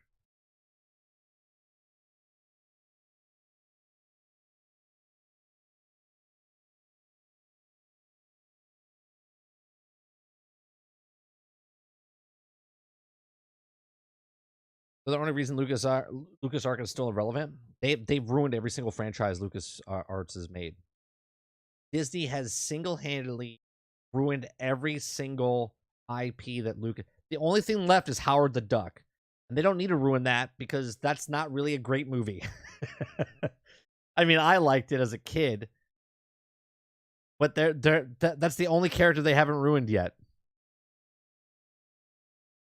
But if they did make Howard the Duck, they would make him a deadbeat dad that has a drinking problem. That's exactly what they would make him.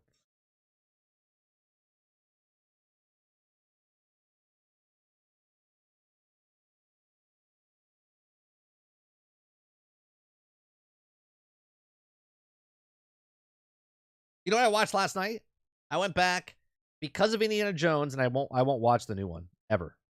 Like it will not even enter my eyeballs. Okay.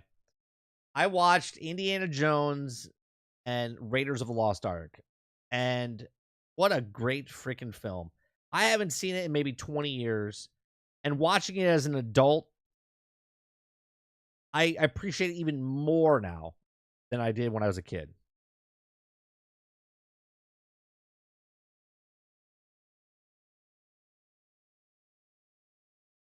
So I'm gonna go back and watch all the indie films.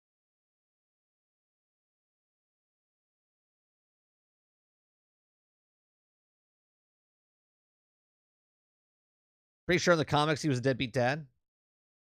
Who? Indiana Jones? Luke Skywalker? Han Solo? Which one?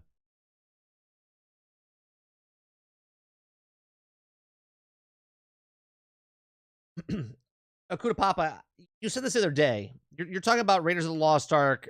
If it wasn't for Indiana Jones, they wouldn't have found the Ark. Like the other day, you said that there's no point for Indy to be in the film.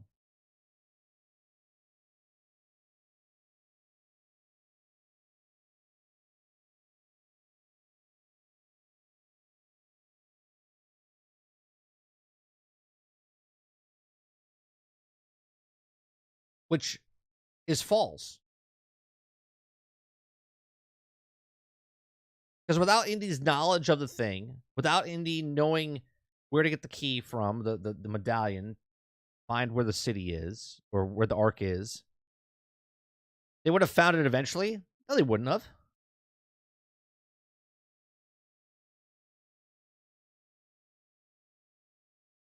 The whole point is you're on an adventure, and it's being told through the eyes of Indiana Jones. Sure, I guess you could have had the movie told through the eyes of the Nazis of Germany.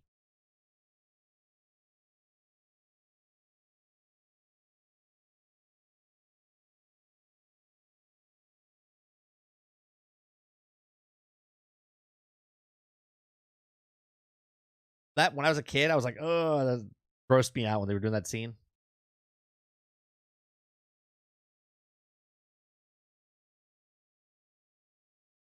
And I always wanted to ride.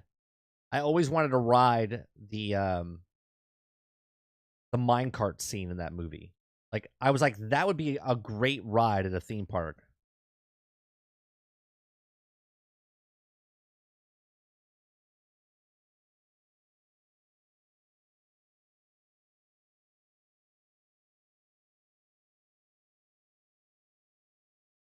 Yeah, it would have been a great ride. Would have been a great ride for a theme park.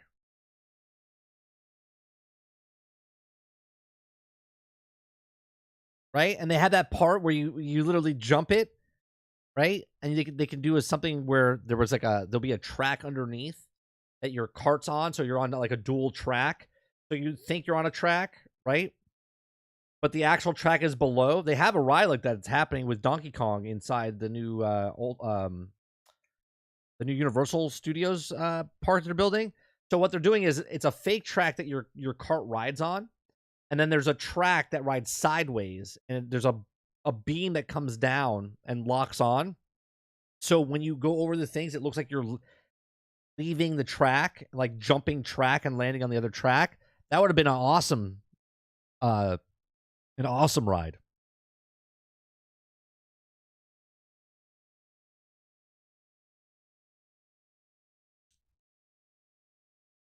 Let's see. Let's see. No, not a VR ride. I'm talking about an actual ride. No, no, no. Let me show you. There's a new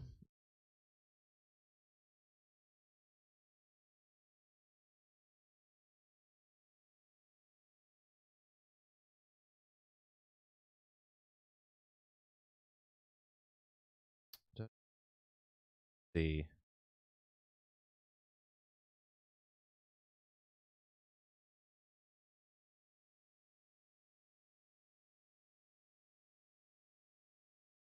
Hey everyone, Andre and DK here to give you a quick up. So the concept art that we're about to show you. I'm trying to find. No, this guy's not gonna.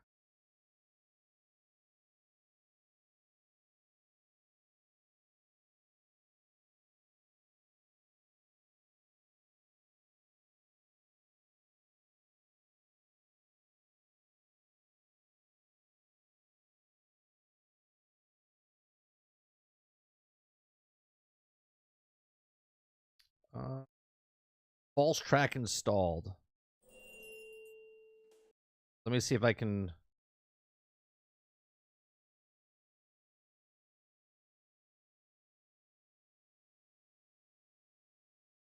So basically, okay, this is a video, and this is a computer animation of what it's doing, right? So within this ride, there's two tracks. There's a false track. Okay, there's a false track that your ride is on. Okay, and there's this beam that's attached to the actual track that's underneath. Okay, and when you're riding it, okay, so there's two sections. Your cart's riding on a track, and the track roller coaster track's underneath. So when there's broken parts in the track, you're gonna jump the track, and it's gonna make you feel like you're actually jumping the track because you're on a track.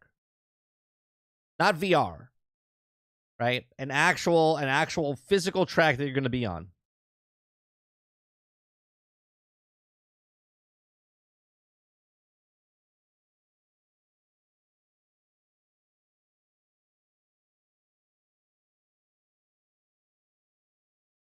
Right? So just like the video game where you break off the track and then jump, okay? It's gonna have that same effect. Right? So you're gonna jump off, the track's gonna end, and then it's gonna literally make you feel like you're jumping tracks.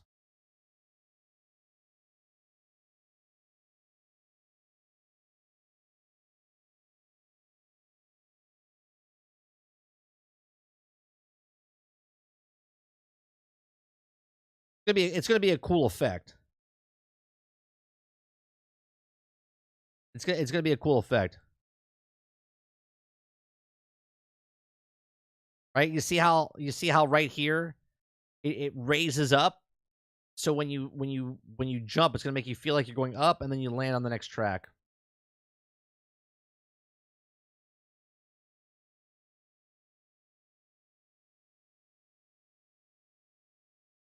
You guys don't like roller coasters? Oh, I'm a roller coaster junkie.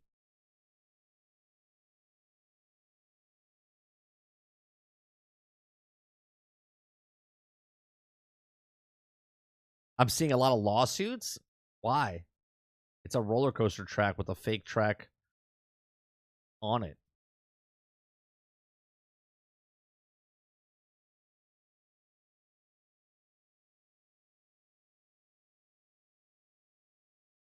I think it's pretty cool the way they're doing it.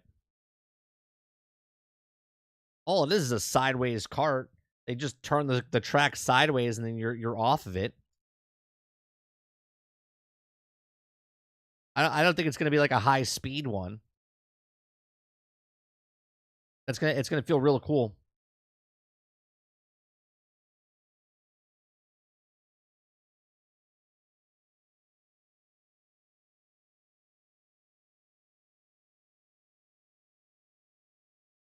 Let's see if they have any other. This could be a cool park.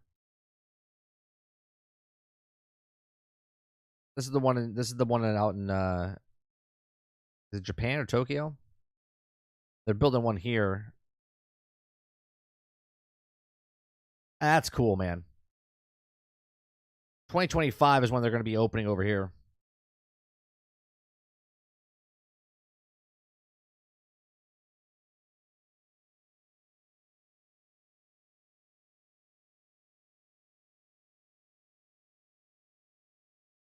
Oh, sure.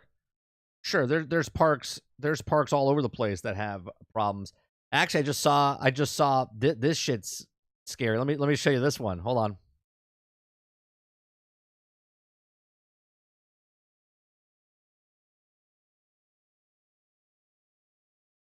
I just saw it the other day.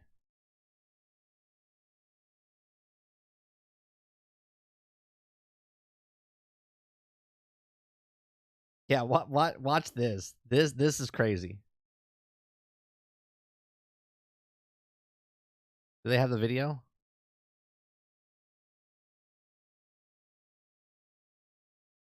Oh, I gotta find the video. I gotta find the video.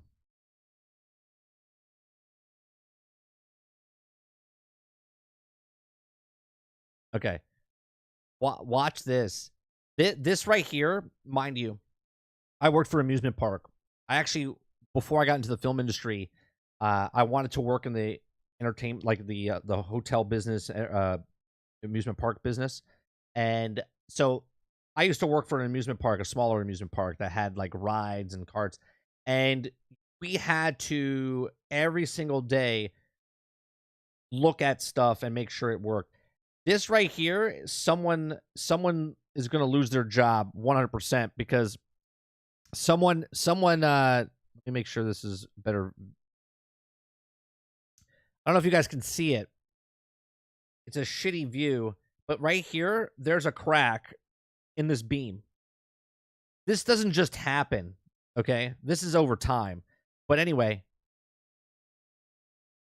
look at this thing move when this happens. Look at this. You see it moving?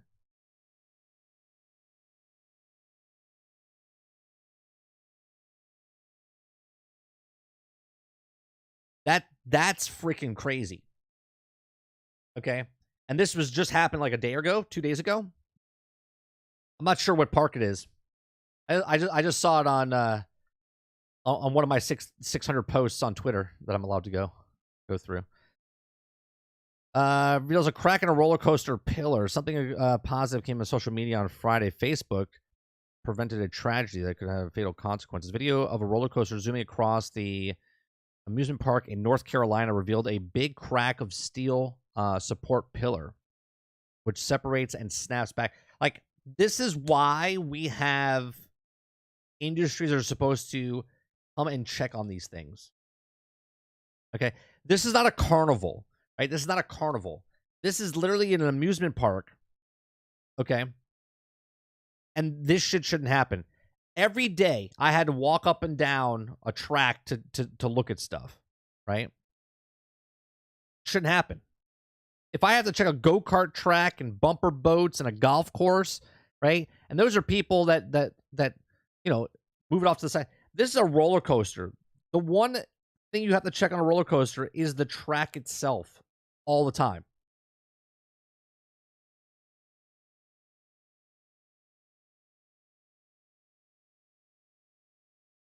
If I saw that in real life, I would have made it my day for the rest of the day to talk to anyone to be like, you got to stop this fucking ride now. Like, that could have ended horrifically. Horrifically. That's the problem, Hilly. I bet you that's what they do. They're like, well, if we close it, then they got to replace that whole freaking beam. You know what they're gonna do? They're gonna weld it back together. That's what they're gonna do. What they need to do is they need to remove that whole section and bring in a whole new piece and put it in. That's gonna be at least a month or so closed down. That's crazy. That's crazy.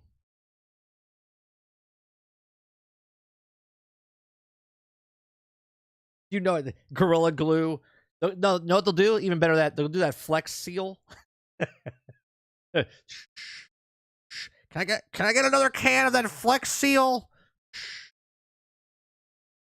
They just spray it.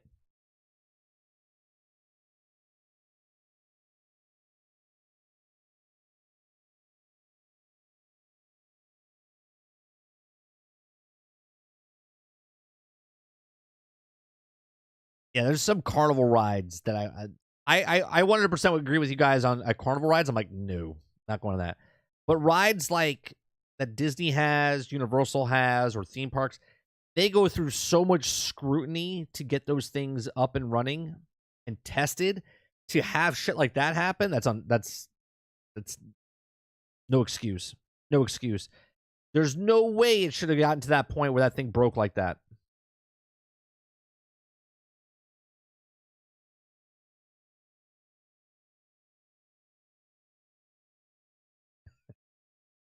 Cardboard sprayed blue and tape cover the crack. That's right. No, they just get some nail polish remover and they just put it over there. It's like those hacks they do for your car if you have a dent in your car or something like that.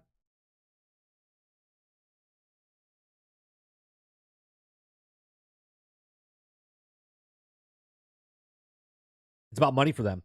They ignore problems until someone gets hurt or dies. Don't trust roller coasters because of that.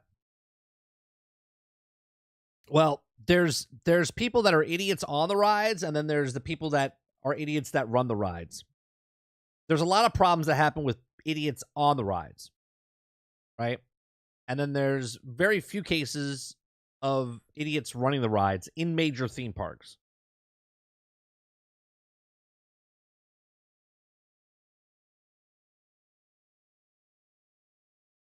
That's one thing you could say about Disney, right? One thing you could say about Disney. If a ride breaks down, they literally go over every single thing and check it before they turn it back on. They will close it down because there's plenty of other things to do in the park.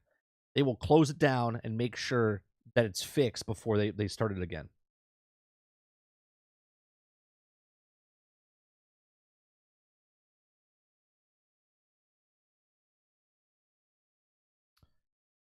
I want to look up real fast because Akuda Papa got me thinking, right? Because I think there's a whole group of people that think Indiana Jones and Raiders doesn't need Indiana.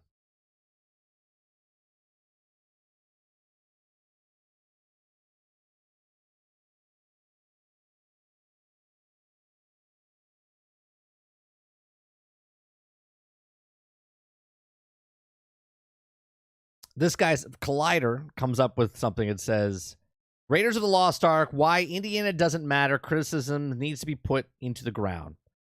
So I'm gonna read this, right? Now I agree, so I'm biased already, right?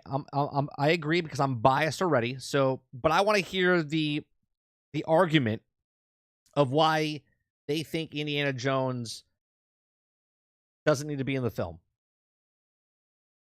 So, committed against the popular culture of Big Bang Theory, there exists only one that equals the sheer breathtaking obnoxiousness of coming across as a young Sheldon poster without warning. I speak, of course, of the way the show brought to light. Is this true? Is this what makes it legit?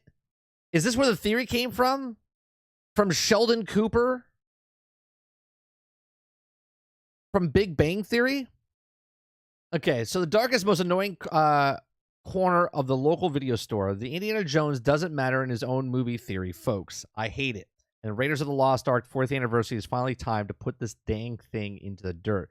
Not necessarily because it's wrong or right, but because fundamentally it doesn't work as a criticism and ignores that makes cinema storytelling powerful in the first place.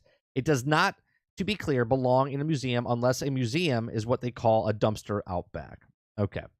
As explained in the 2013 episode of Raiders of Minimalization, the idea poses that Indiana Jones, Harrison Ford, has no effect on the outcome of Steven Spielberg's Raiders of the Lost Ark. Had Indy simply stayed at home, the Nazis still would have opened the Ark of the Covenant and melted like a packages of aggressively racist peeps, but in the microwave. Okay? Yeah, but the movie is telling you the story, right? The movie is telling a story, and Indiana Jones is the person that you're following to tell the story. So sure, Indy didn't need to be there, but somebody had to be there to push the story along to get to the point. Right? You could have just followed the archaeologist that was the French guy in Raiders of the Lost Ark. Okay. So let's continue reading. TBBT didn't invent the idea. It's probably been circulating, or the Big Bang Theory, it's been circulating since the first uber nerd left the matinee in 1981. But it did turn into a thing, sparkling headlines like how the Big Bang Theory ruined Indiana Jones for everyone, and how has the Big Bang Theory ruined Indiana Jones forever. And ensuring that you've had to hear about it every time you've seen that cousin whose 10,000 case Blu-ray collection, just different releases, the same as Michael Mann's film. It becomes one of the most common "did you ever notice this" topic in the cinema history, revealing that Daniel LaRusso illegally crane kicked and that the stormtrooper who bonks his head in the door frame. Okay. But Indiana Jones has no effect on the outcome of Raiders of the Lost Ark because he's not the story of Raiders of the Lost Ark. That it would in Indy's emotional arc crystal clear from the moment we meet him. The opening torque through the trap-filled temple, masterfully staged setting, is undercut, is what eventually tells us about Indiana Jones. He had in my hand that he tells Marcus Brody, ignoring several dozens of times, almost died, while also trying to historically significant of find his own personal glory. Ford's charm always smooths over the character's edges, but my guy opens the film and the director definition of cocksure. No man in history has ever been more sure of it, right? Ford pulls off the wonderful transition between Indy explaining the Ark's mythology to two Army intelligence agents, okay? Selling the artifact, and the very next scene, the guy is in a damn bathrobe itching for Brody to say that he's got another, wasn't a bathrobe. Well, I guess it was a bathrobe. Chance to make archaeology history. He straight up laughs off and taking a well-fundamental battalion of Nazis, expect for missions because of the pack of a good revolver. More importantly, he scoffs at the powerful of the Ark. You know, I don't believe in magic. A lot of suspicious hocus pocus, and tells Brody, I'm going after it to find incredible historical significance. You're talking about the boogeyman. The entire rest of the film is nature, mankind of good himself saying that Indy, don't do this, and Indy's doing it anyway. Is there Tannis is also something the man that is also meant to be disturbed. Death has always surrounded it. He tells a second before the Nazis, monkey eats a poison date. Okay. Road keeps Indiana Jones, but it's also the step off the left of madness. Tells him that he's much classified as also we are not so different, you and me speech. Indiana Jones, handsome, charming. Also comes tremendous benefit of being played by Harrison Ford. Okay. Archaeology is our religion, and yet we have fallen from our pure faith. Belloc says, our method is also different as much as you pretend, but I'm also a shadowy reflection of you, and would also take only a nudge to make you like me, to push you out of the light. Right? Right, and that's what I said. You could just have the movie based on the French guy. Would be the same thing. That is what makes the climax arc opening scene so powerful. There's no real indication of why Indy tells Karen Allen's to close her eyes because the act of pure faith. It's a man who didn't believe in superstitious hocus pocus, recognizing that the perceives something tremendously beyond himself. More than that, it's something he can't just bull rush his way through. In that moment, Spielberg and George Lucas vision the modern day's 1920s adventure serial is solidified because the type of vulnerable character developed never afforded to the He-Man hero of old. One of the simply kicked-ass rescue damsels. Instead, Indiana Jones closes his eyes, and Belloc and the man stubbornly stuck to his ways and gets his face blown off like the candle.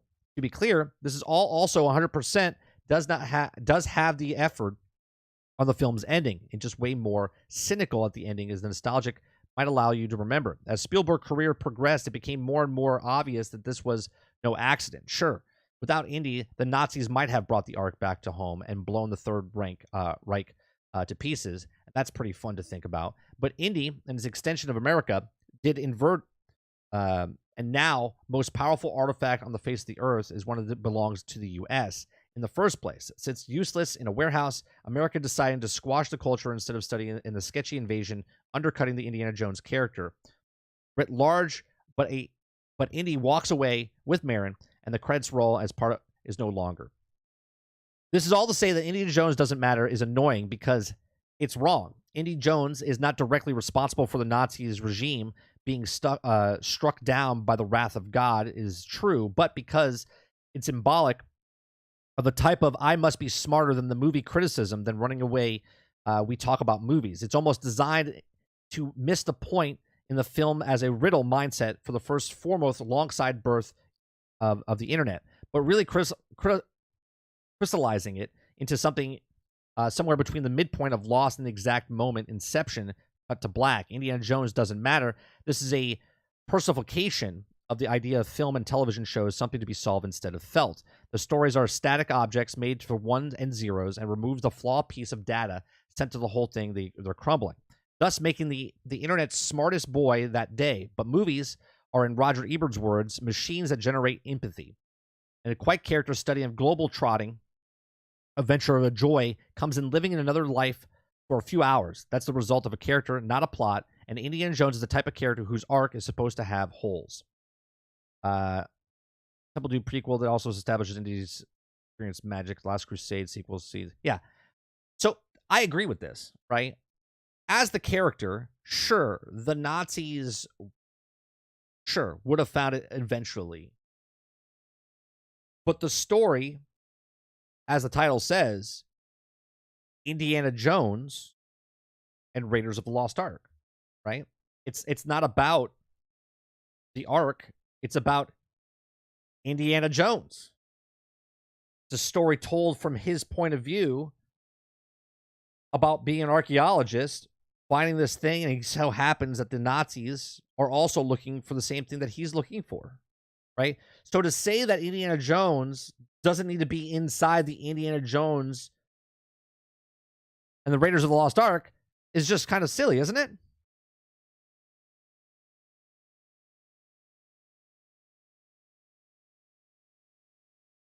Or Crash is a general aviation professional. No, okay. 30. Indy wasn't necessary. The whole movie wasn't necessary. No movie is truly necessary. Right, but it's a story, right? It's a story. And the story of this is Indiana Jones and the Raiders of the Lost Ark. It wasn't called the Nazis finding the Raiders of the Lost Ark, right? Or the Lost Ark. Indiana Jones and the Raiders. The Raiders are the Nazis that are finding the Lost Ark.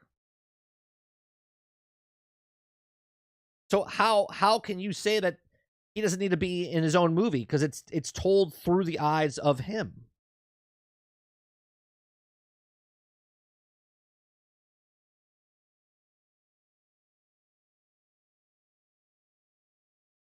It's a character study with action, not an action movie with a character.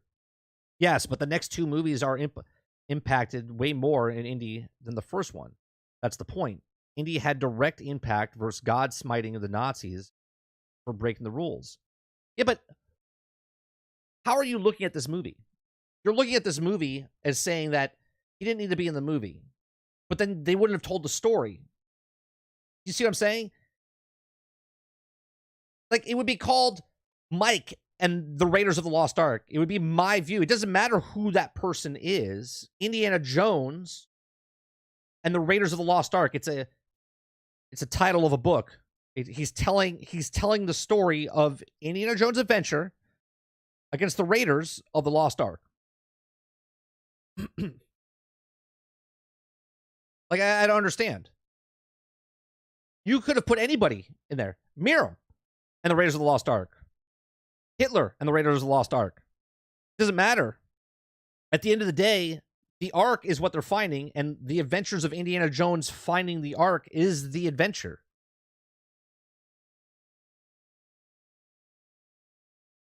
So to say that he doesn't need to belong in his own film is silly.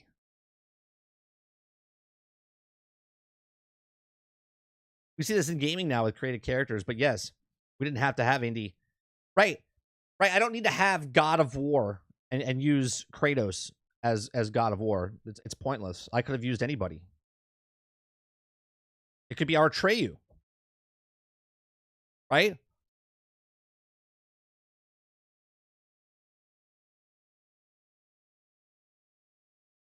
It's just a story of Indiana.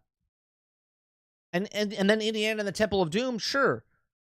It's just a different tale. It's just a different story. There's no difference between Indiana Jones and, like, Scooby-Doo.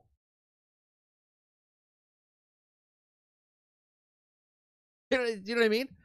It doesn't matter because Scooby-Doo never actually solved any crimes. The criminals themselves screwed it up for themselves.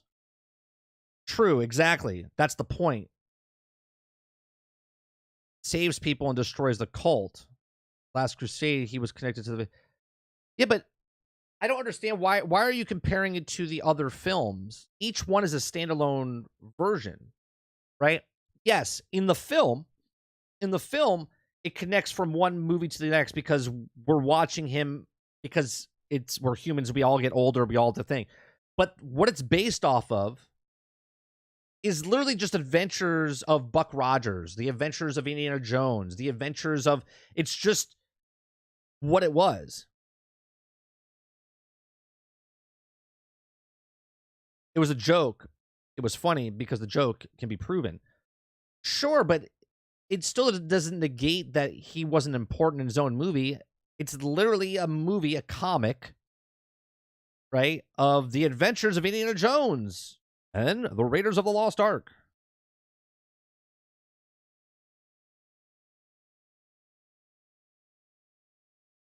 Right? That's what it is.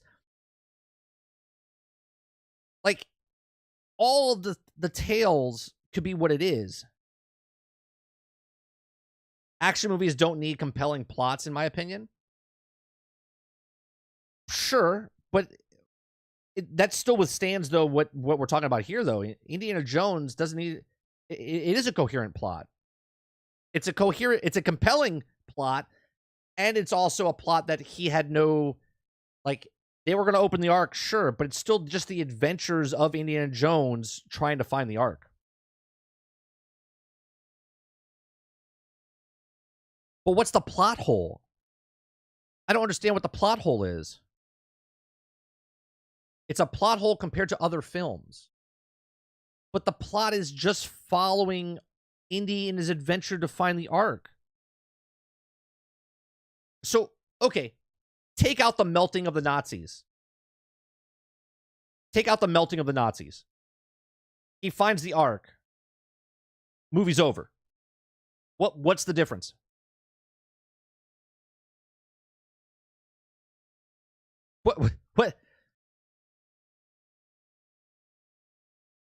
What's the difference? What's the difference?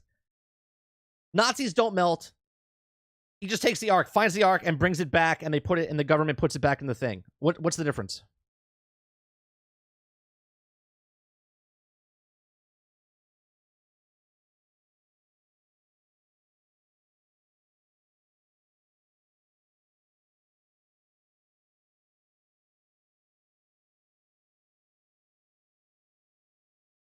It would be more cliche that if he just kills everyone and saves everyone. Sure. But he does kill everyone because he lets them open the Ark.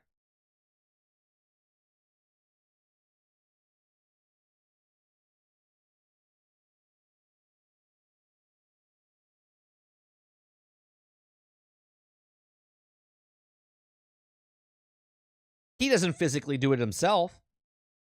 Well, I don't understand. What would the difference be if he didn't open the Ark and just took it?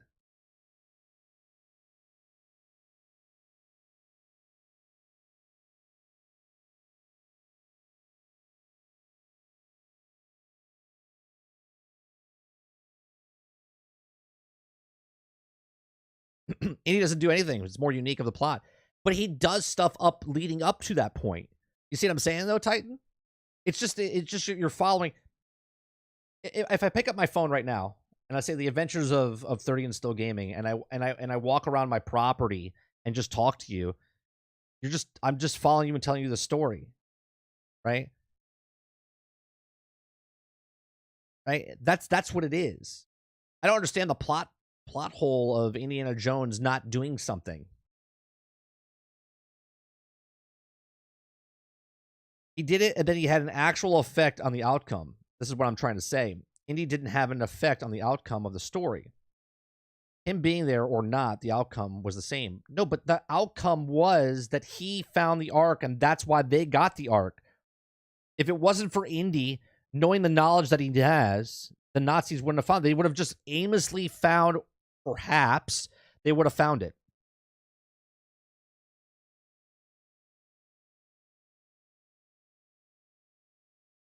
Right? The reason that they open the thing is because they don't have the knowledge. They want the power. You know what I'm saying?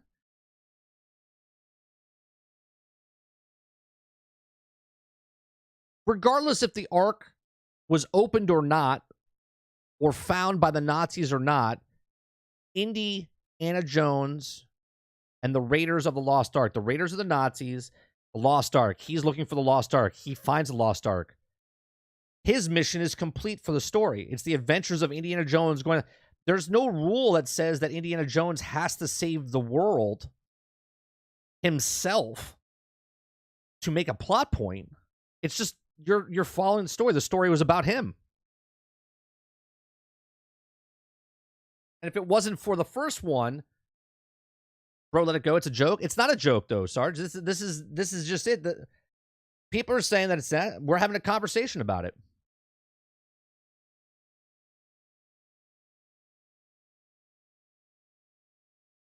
They would have eventually found it because of Belloc. Belloc was starting to realize something was wrong. But you're hypothetically saying that something's going to happen that you don't know was going to happen.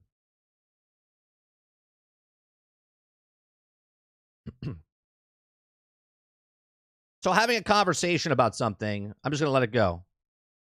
All right, great. I guess thanks for watching. You guys have a good one.